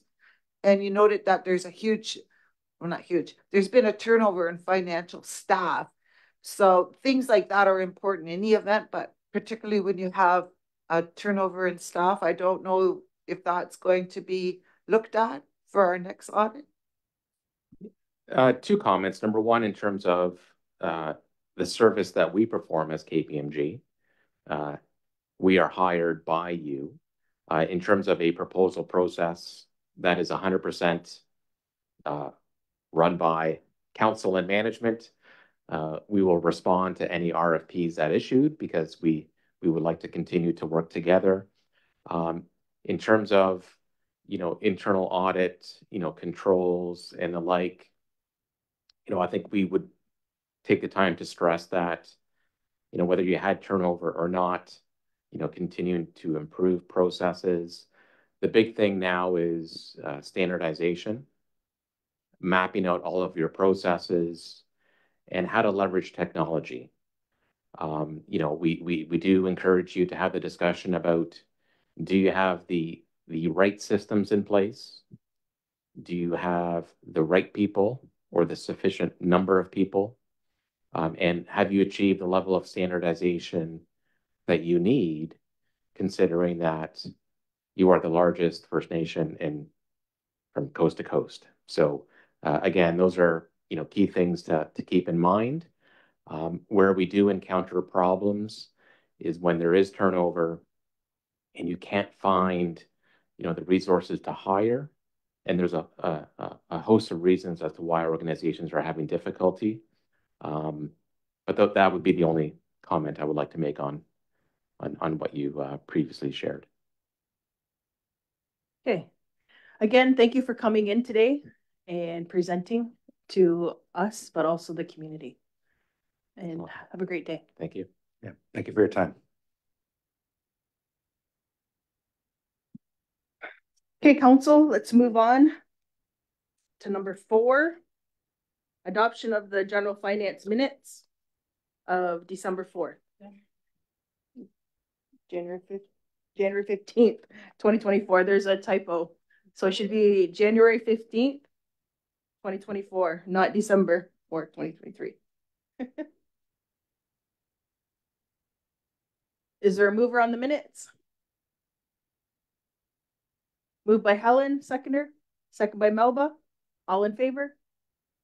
Yep, go ahead, Carrie.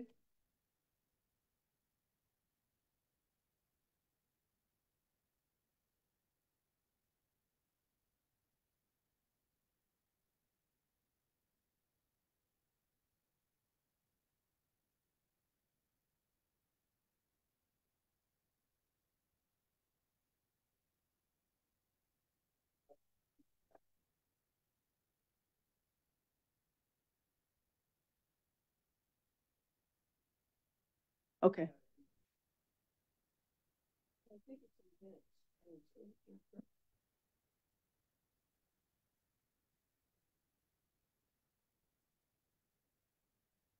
Okay, yeah, that's in camera. Good call. Yes. Okay, all in favor?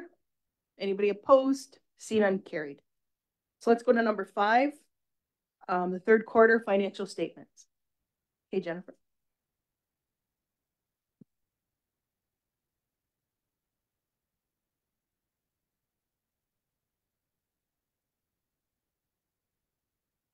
Good morning.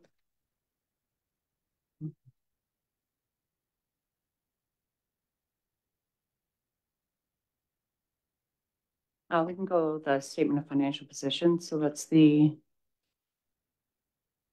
consolidated financial statements. Thank you.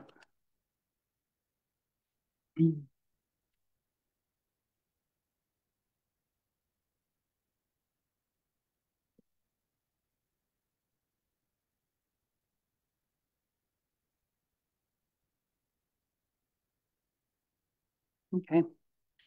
So a little small to see on the screen, but there should be a handout for each of you to follow along.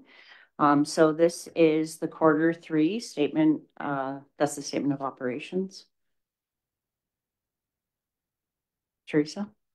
That's the statement of operations. Can you go to the statement of financial position? It looks like this. Yep. Yep. Keep going.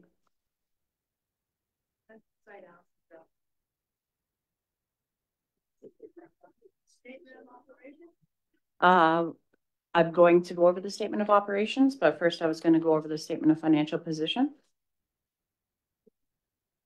which is also known as the balance sheet. It is in the same document.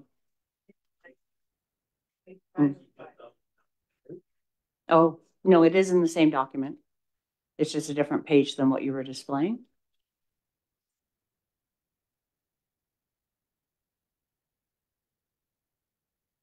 Here we are. Thank you. Yes, that's it. Thank you.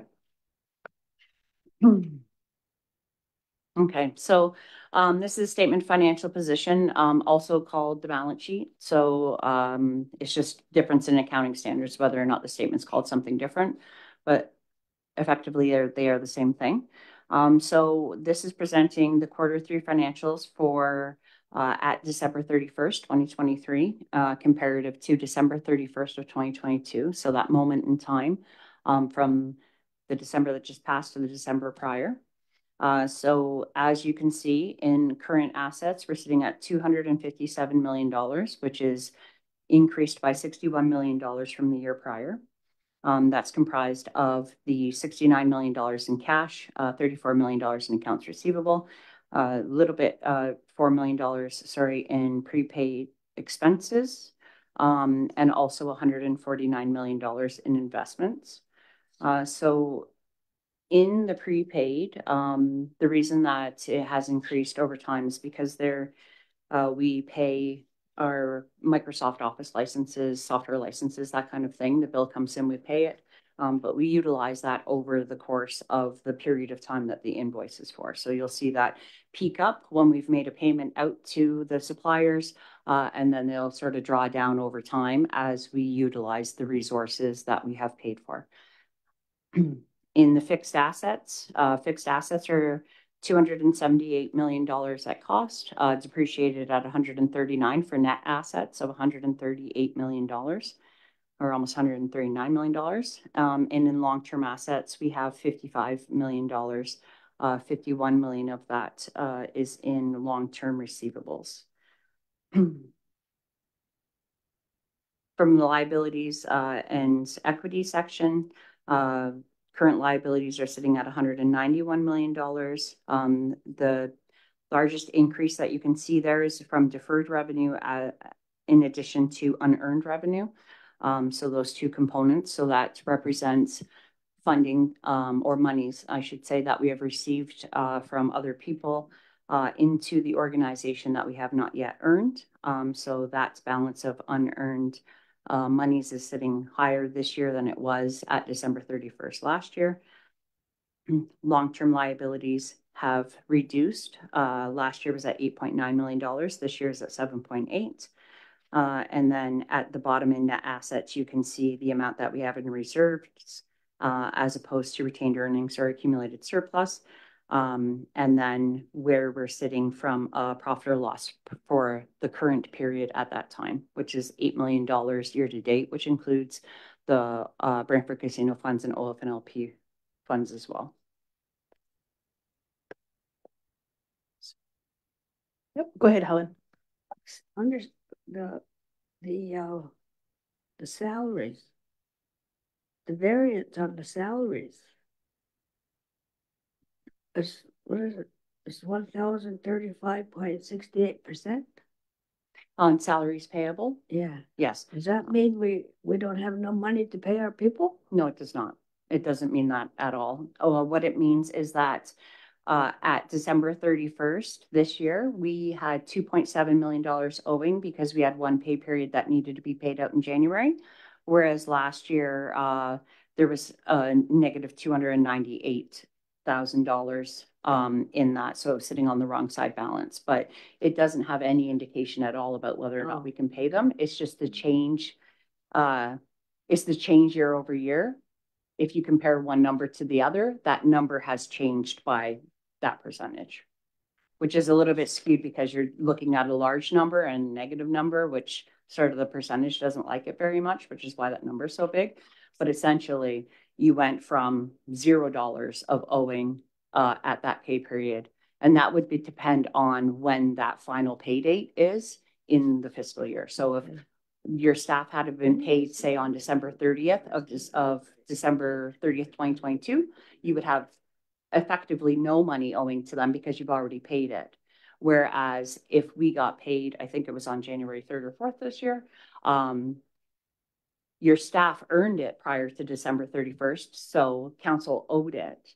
But then the actual payment date of that salary didn't occur until a few days later. So it's sitting as a payable right at that snapshot of time, because that's what the balance sheet or statement of financial position is. It's a snapshot of freeze. This is what it looks like exactly now. And then the next day it could look very different because something else has happened. Does that help? Yeah. Good. Thank you. Okay. And if there's no other questions about the statement of financial position, Cynthia? Can you put your mic on?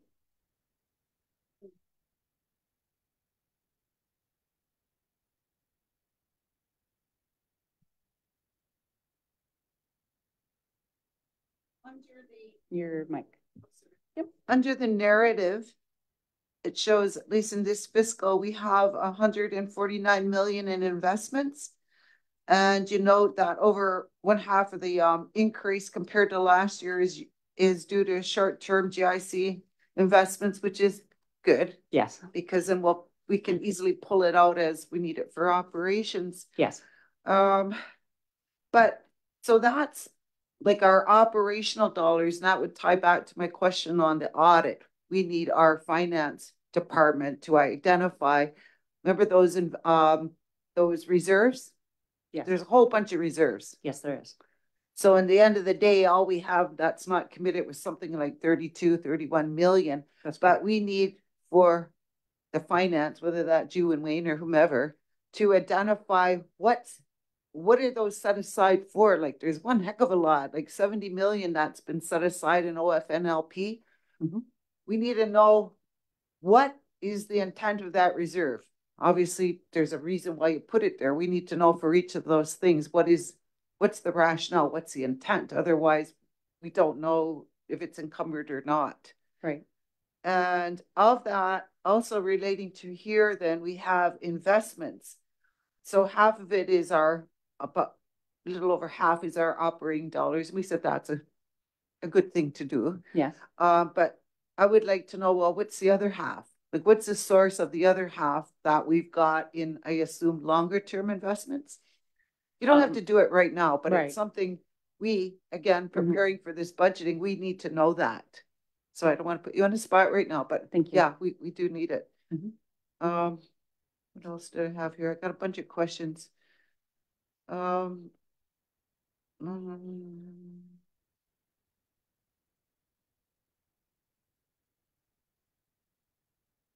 Deferred. Oh yeah, I had questions here. We've got a lot of deferred, and we went through all right now with the auditor, so everybody has an understanding what that means. You can't just use it for whatever. But there's huge amounts of deferred for and it seems like the primary source for this is the CHRT. Yes. That is the Canadian Human Rights Tribunal. That is correct. For the social services. And what I read here is something like they have to come up with a plan somehow to spend, what was it? Of the 72 million, 24 from CHRT is utilized for expansion of the social services building. And then there was another big amount being used by social services for the what was it, the 12-plex or 14-plex, whatever yes, plex it was. Yes, so of the 72 million of unearned, 24 million, the originating source was CHRT. Mm-hmm. 7 of that is for the expansion of the social services building. And then prior year funds, which then it's reclassed into deferred revenue at that point because it's not current year. So it's essentially all the same thing. It's just a matter of timing of when we received it. And that's the difference between the classification of the unearned versus the deferred. Unearned means that we received it in this fiscal year. Deferred means that we received it in prior fiscal year. And it's just a classification because of the risk of not being able to earn it. Sort of, it's just a clarification, so it's not just one big bucket. So in the deferred, there's also CHRT originating source funds, and from that, there's a piece of $4 million that's being utilized for the 12 plaques. So the social services, is there a plan? Like there's a huge amount yet to be spent. I'm like, not that this has to be the plan. I was just thinking, because we heard from, I think in particular, it was the health department who have all these staff, but nowhere to put them. Correct? Yeah, so Nathan, go ahead, Nathan. Yeah, good question in terms of, because I had similar questions walking in, even from my previous role to the role that I have now. And I have requested not only a program plan for CHRT, but also a capital plan, because there's a lot of capital dollars. So I've been assured by the director that that is forthcoming in terms of looking at that, because it's not only the money that's been allotted, we still need those plans from a programming standpoint, as well as a plan for the funders going forward. So those are plans that I understand are underway, and I'll be giving a time frame pretty shortly on that. Here's a thought. That social services building over there is quite a story. I won't bore you all by going into it. But the fact of the matter is that's owned by the council, that social services building. It was paid, it was a loan with RBC first, without an interministerial guarantee, by the way. But what we did is a business plan by which we were housing different social services, and the funders agreed, yeah, you can use money for rent, but can't use it for capital. So it was through our operating dollars, so council owns it. Now, the top part where it's being expanded, that would be the CHRT money. And it has to be children, like children, Indigenous person, what else would there be here, right? But children essentially. But so children aren't going to be up there, but it's support family services workers that help children. So that would be the rationale. And I'm just trying to think outside the box because the need was so great.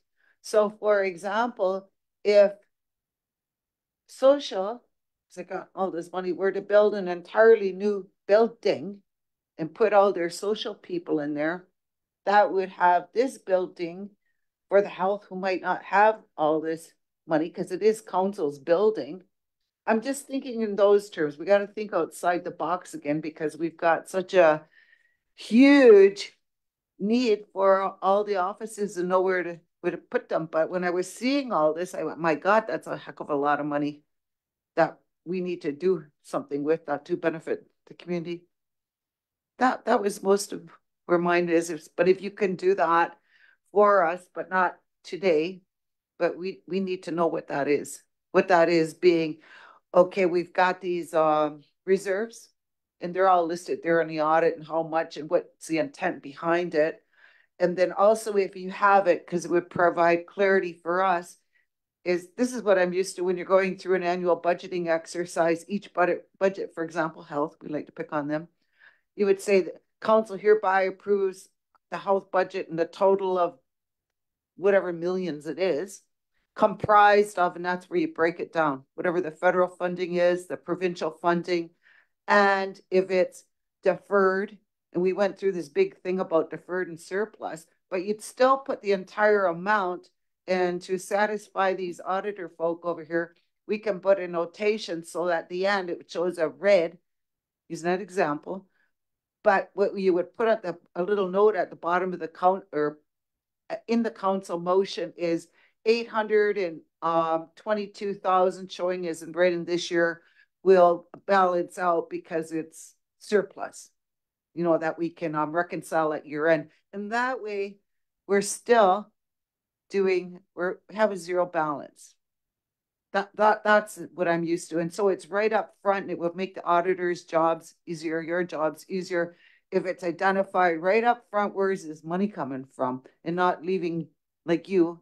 I get the sense you guys are puzzling over what the heck is this, is what I get the sense of. Hopefully, but I'm not sure if you do, which wouldn't be your fault if you weren't part of that process. But that's what I would suggest, that we could have that. Thank you.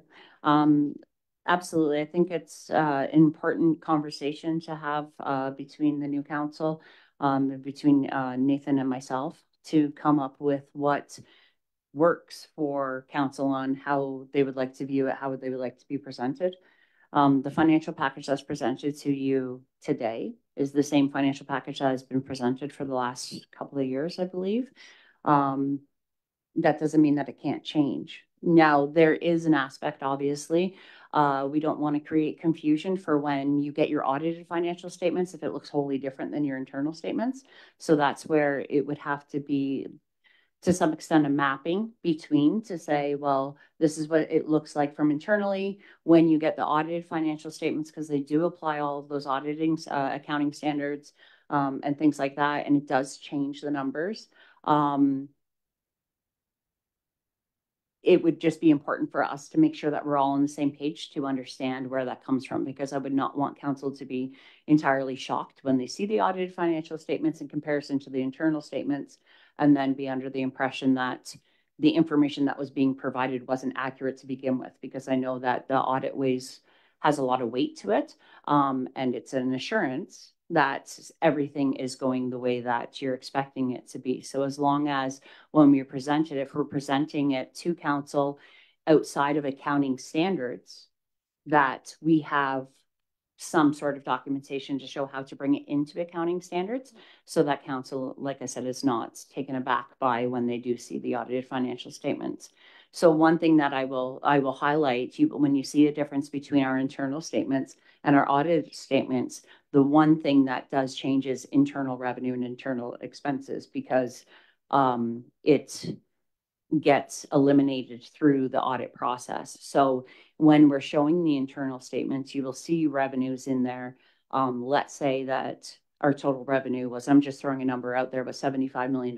But then when it got to audited financial statements, it could drop down to say 73 million, where that 2 million was internally generated. So that would be one department providing services to the other department. The revenue and the expenses then get eliminated. So there already are differences, is what I'm saying, between the internal statements and the audited financial statements.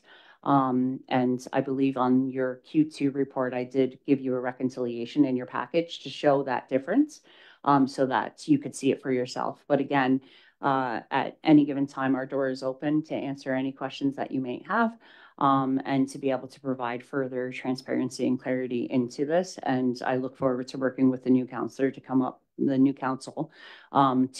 with what will work for us on a move forward basis for your term. Cynthia? Just to clarify, I don't mean that you should change the presentation of your financial statements. I don't mean that. What I mean, because if I didn't know, I would be alarmed when I see this huge deficit. It's like a $11 million deficit covered off by our one-source revenue that we're still in a 2.6. What I mean is the budgeting process itself, that we would end up with a budget book. And again, health is an example. You have all the revenues. And so you approve the total amount, but we would put a note in our budget book, and that would be captured in the motions, which includes 833,000 of surplus, health surplus money, which will achieve a zero balance at the end. That's what I mean. You don't have to change this, but it's clear to all of us sitting here when we're looking at it, where is this money coming from? Because what's going to happen is we are doing the budget exercise. So we have to have some reasoning of what money do we have, and recognize that some of this that we have from the audit has been allocated in the current fiscal year, that's part of the problem. But to me, it's pretty easy to do. You say, here's all the reserves, or here's our reserves plus our other discretionary money. This is where we sat at the end of the audit. Here's what you used to for the 23-24 fiscal that we're right in. So you have a tally, a balance of what we have. So when we're sitting down to do the budgets, we know how much money there is. Helen? Helen? Well, if you look at the statement of operations, that 833,000 is a deficit. I don't know where you're getting the word surplus. When the budget was presented at the beginning, not at the beginning of the year, it wasn't presented till like July or August, that 833 was a deficit. But now we're calling it a surplus? Like, I'm kind of lost here. But even on the statement of operations, it's calling it a deficit. It's not a surplus. It's right here. It says deficit. That's what I'm reading. It was a deficit at the beginning when we did the budgets. Because I remember raising a big concern, because I said that's the first time since I've been sitting here that health is in a deficit. And when I asked what it was for, they didn't seem to know why they had a deficit. And Anna Cecile said that, showed on the thing, that they were going to cover all of the deficits with the gaming money, which is what this thing is doing. So I don't know why everybody's calling it a surplus. It says deficit. Yeah. Jennifer, maybe you can explain on this sheet here. I think the first three columns was what they had projected for their budget, right? That was their budget. That is correct. projection. It was a projection, yes. And the middle one is the actual expenditures as of December 31st. That is correct. And then the third one is just comparison to last year. That's right. So and that's a if full you look year at for the last actual, year. then yeah, there's a surplus of 844. That's right. But yeah, I mean, I got the same question in regards to the projected $11 million deficit. So it's another something to discuss at another time. Yes, that's correct. On the, if we want to go to the statement of operations, I think it was on the first page of that document, Teresa.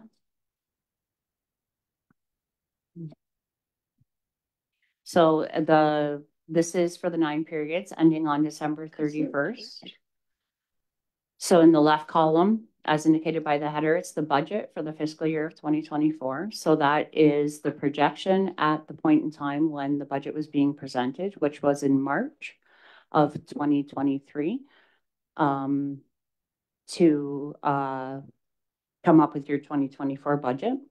And that was the projection that we had at the time that got approved by the former council. In the center 3 columns, where it says revenue, expenses, and surplus or deficit, these are the actuals for the 9 months of fiscal year 2024, year to date.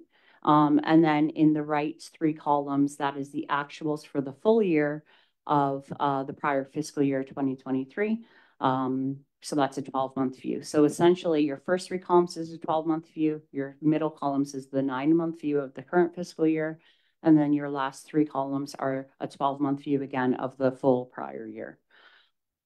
So if we're looking at the actuals of now that things are happening and we are certain of our revenue sources and we know which expenses are happening and how much staff are, and it's your actuals that are happening, the health, including the lodge, together is in a surplus at this moment of $844,000.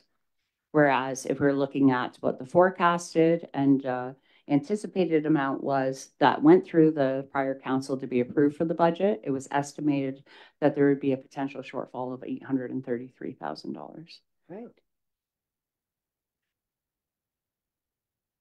That's just for health, right? That is just for health. Yes, that first row is health. And then it goes through each of the departments on the way down. You will see that there are some areas where they're summed together.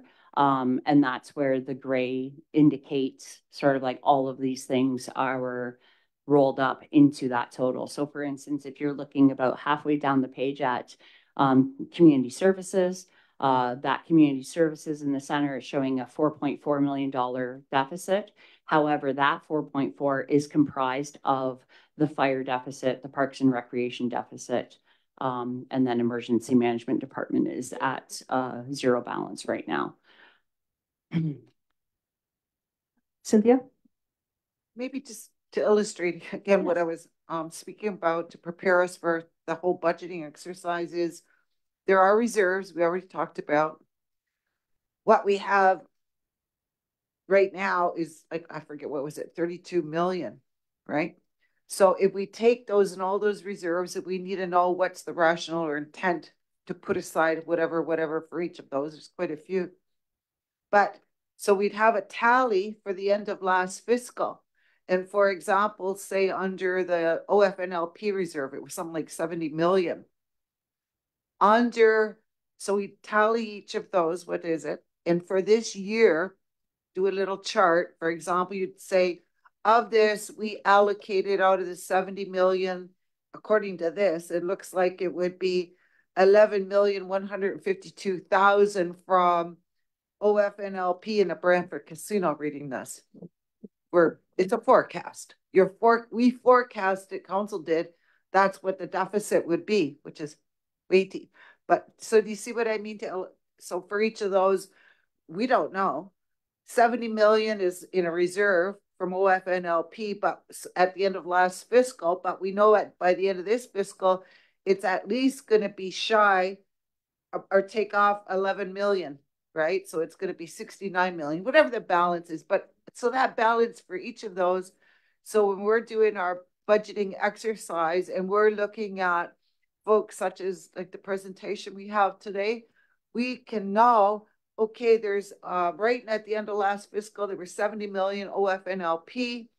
We know, right, there might be more. I'm just using that example. Right now, it's only 69 million. And you've got in your report here, you show how much from OFNLP, like the smaller ones that were given, such as the school that came today.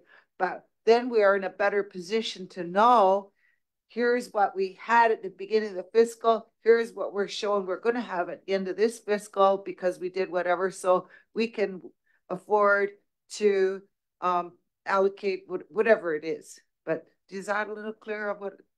Yes, I understand. Thank you.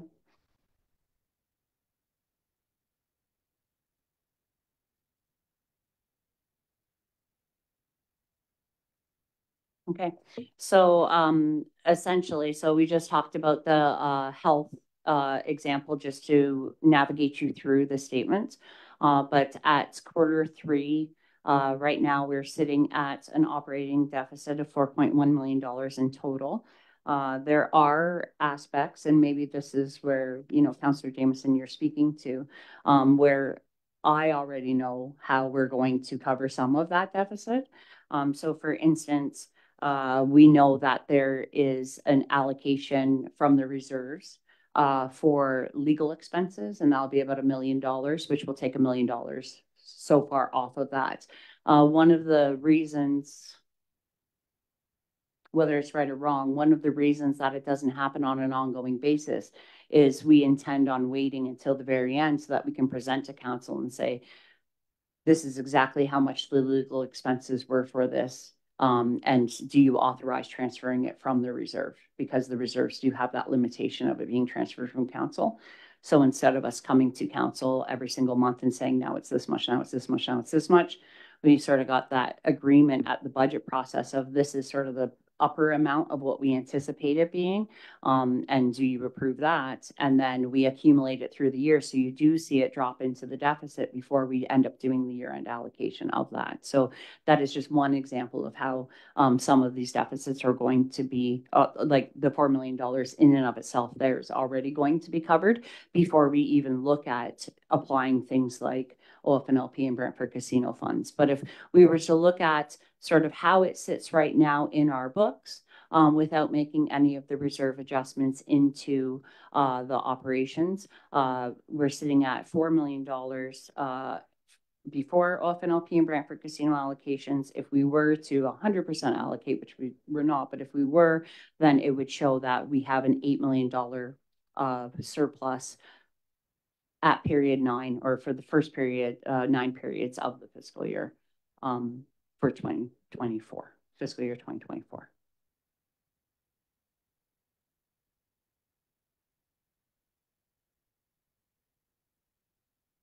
Are you still on this one? Okay. Next one, did you want? What are we? That's it. Yep. Okay, any other questions or comments? Go ahead, Audrey. Where are all the new hirings coming from, all the new staff? And also, what plan do you have for in perpetuity to make sure that there's enough money for all new staff that are hired and the recent staff being hired? Okay, Helen, can you go off too? Jamaica? Yep, go ahead. Yeah, so there's the assessment that's being done, and I looked at tasking some of the EDs to kind of do that assessment and the cost analysis. How we kind of looked at it was, let's look at modernization and how much that entire process costs. And that includes the staffing required for those items. Not only that, but you guys have also looked at some of the things around policy and all those aspects. So that's going to be contained in a report back. Probably, I'm going to say a good another 2 weeks for them to do that. In terms of looking at some of the additional staffing that has come forward, as well as that long-term plan to ensure that a number of resources. I took a peek last week. I'm a little concerned. I took a peek last week at the amount of money we're leaving on the table vis-a-vis government contributions. Without even completing the exercise, I was at 32 programs that we weren't tapping into at the government level.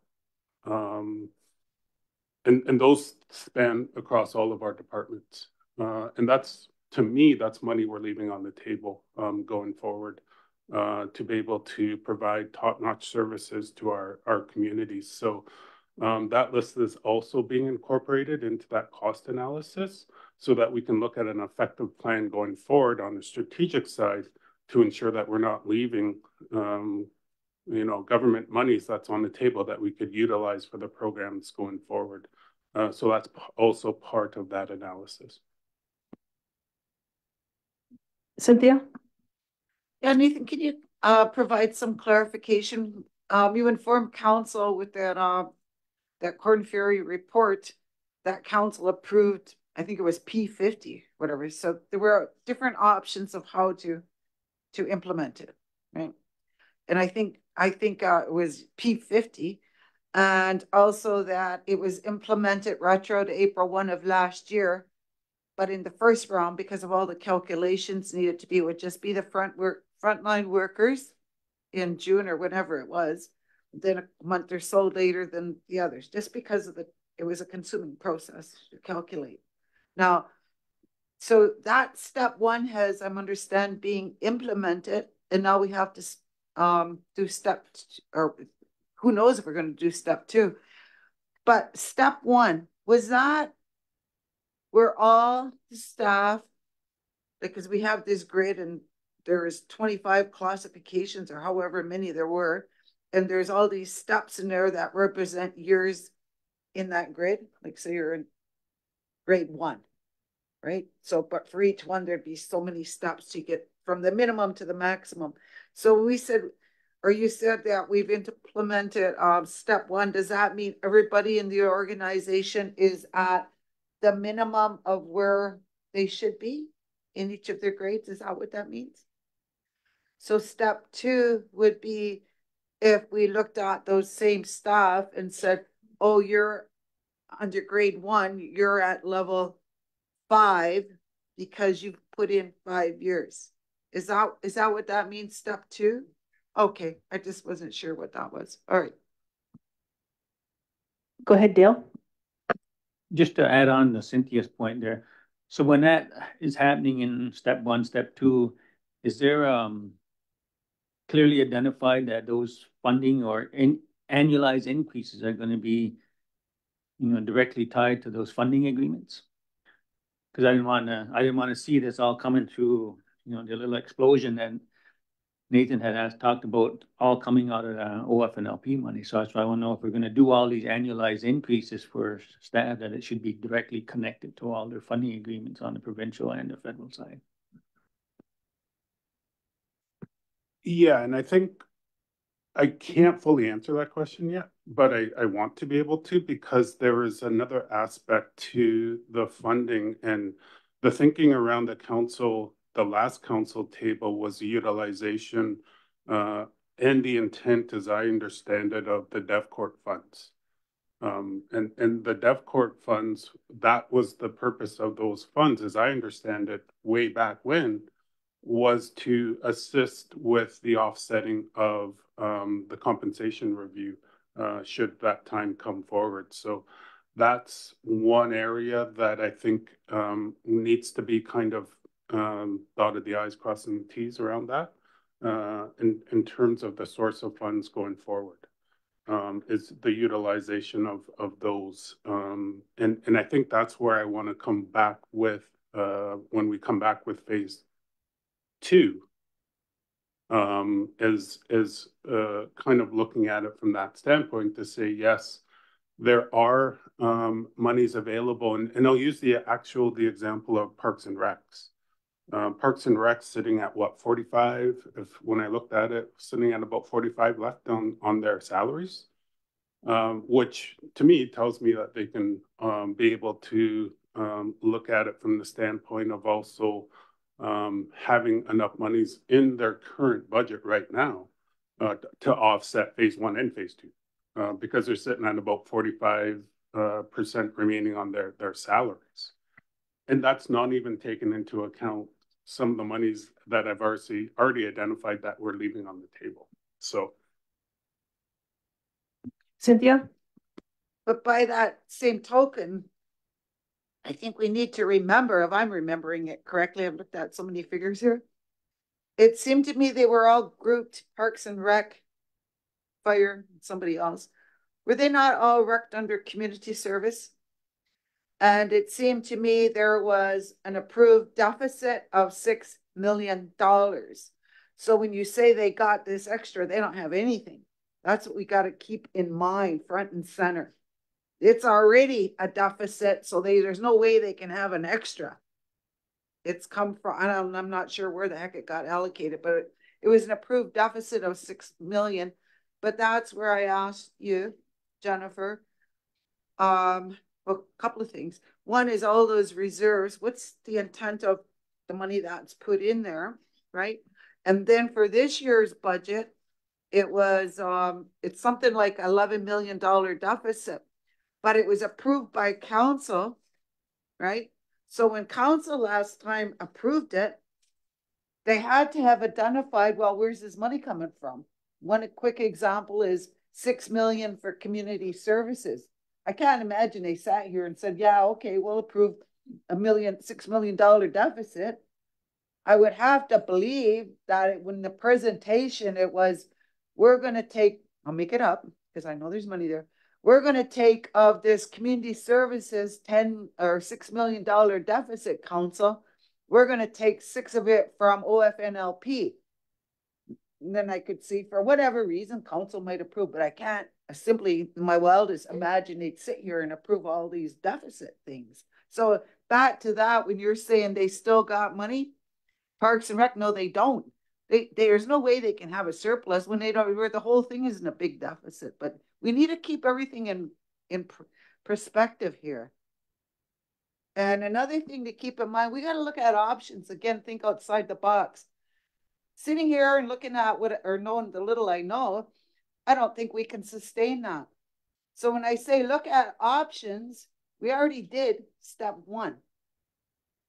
the question is, can we do step 2? And another thing to look at when we're considering this is the way the unemployment policy is structured right now. It is, as we sit, double dipping. Why do I say that? Because when that policy was approved, the council of the day approved inflationary increase. For last fiscal, it was extraordinarily high, but we all suffered the same fate, near to 7%. So what the policy provides is every single staff person gets that indexing, the inflationary cost of living, which last year was 7%. Now that was, I'm understanding of the history, why that was put in place was because there wasn't a grid. Council didn't have across the board grid for its staff. Because with grids, you have annual increases that are often described as to cover the inflationary increase. That's what I mean by double dipping. There's no way I can see you sitting here today that we can afford both to keep that inflationary and have a grid that allows for inflationary increases. We don't have the money to sustain that. But when I'm thinking so we got to think outside the box, we got to do something, these are all the options we need to review. Helen, then Dale. Again, I'm going to tell you guys, when Anna Cecile presented the budget to us with $11 million deficit, she was covering it with the OFNLP and the Casita Bradford money. She was covering it with $9 million, I think, because there was still a $2 million deficit after she used the OFNLP is $8 million, and the Bradford Casino is what, 4.5. She was using those to cover the $11 million, which left a $2 million deficit. That's what she did.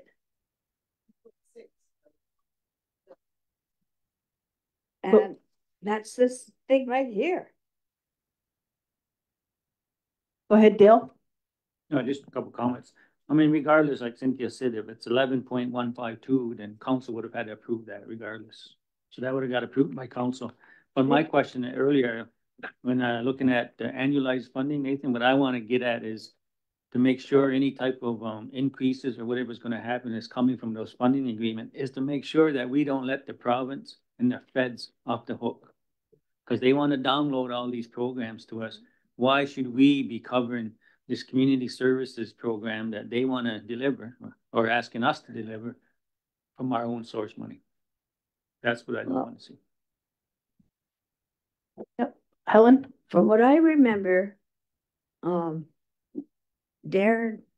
when he was telling us how it was going to work, everything was kind of covered this year from somewhere, I don't know where.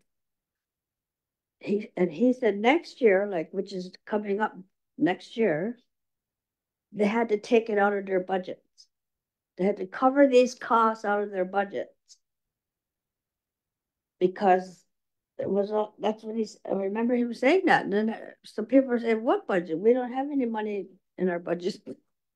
Like a lot of these places are already in a deficit, like Public Works and all that stuff. And that was on, so that must have been phase 2, I guess, that they got to cover out of their budgets. Because some of this, somebody said to me, like, how are we supposed to do that? We got no money. I don't know, you guys were, some of you were sitting at the same table as me. Am I the only one who heard it?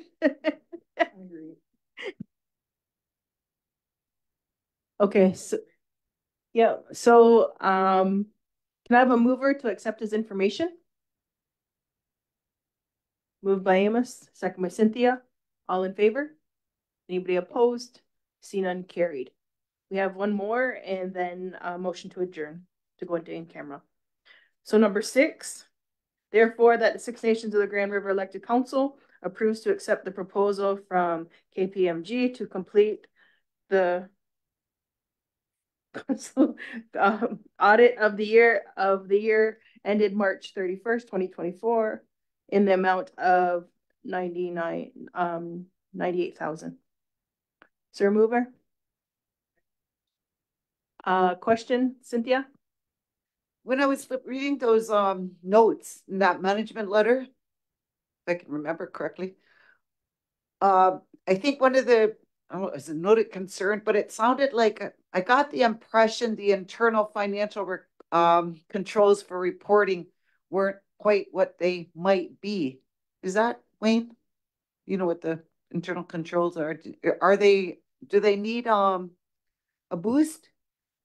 And why I'm asking that, why I'm asking that is because would that be somebody independent of whoever the auditor would do is look at our financial controls and put and add to those controls? Or could that be something like the regular auditor could do as well? There's actually three answers to that, actually, Cynthia. Yeah, you could have an independent third-party consultant perform that, or the auditors of choice could assist with that, or it could be looked at internally.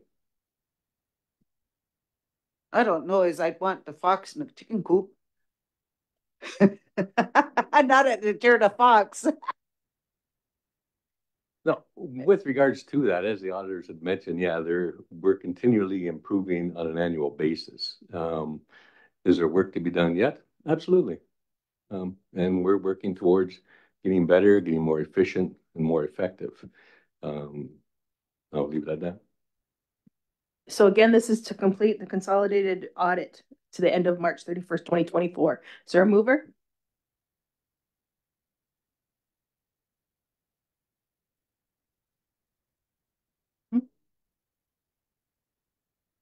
Go ahead. Maybe we should put it out to, isn't it been 5 years?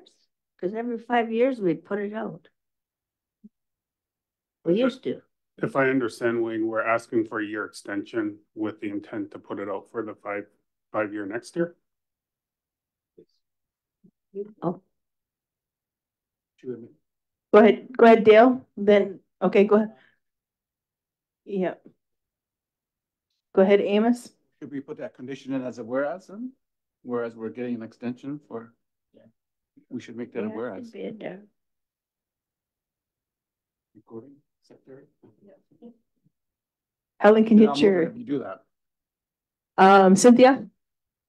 Yeah, I do believe the funders, notably ISC, does always want a confirmation of who's your auditor for the upcoming fiscal year because of all the work that has to go on. So I don't believe right now there would be time to do an RFP process, but yeah, maybe if you put that in there. So by the time we're ready for the approval for the next year's, we could have underwent that process. Okay, so it's been added into the motion, moved by Amos, seconder. Second by Cynthia. All in favor? Anybody opposed? See none, carried. Waive second reading. Amos, second by Cynthia, seconder. All in favor? Anybody opposed? See none, carried. Good. Thank you, Wayne.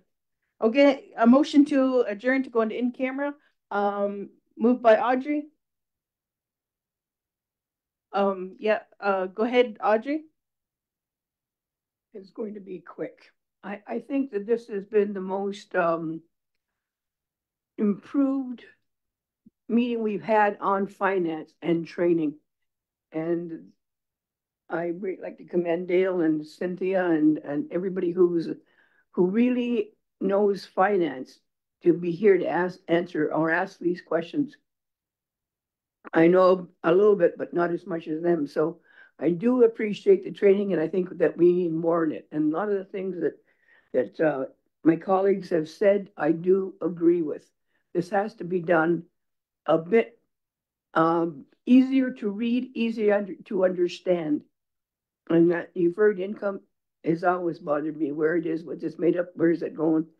And also the staff hiring is really important to me, because if we can't sustain this, we're asking for a crisis, and it'll be of our own making. So I'm worried about that. So now, it was good training, and thank you, Wayne and Jennifer. Okay, a motion to adjourn. Moved by Elena, second by Audrey. All in favor? Anybody opposed? See none, carried. Again, thank you for joining us today, and have a great day.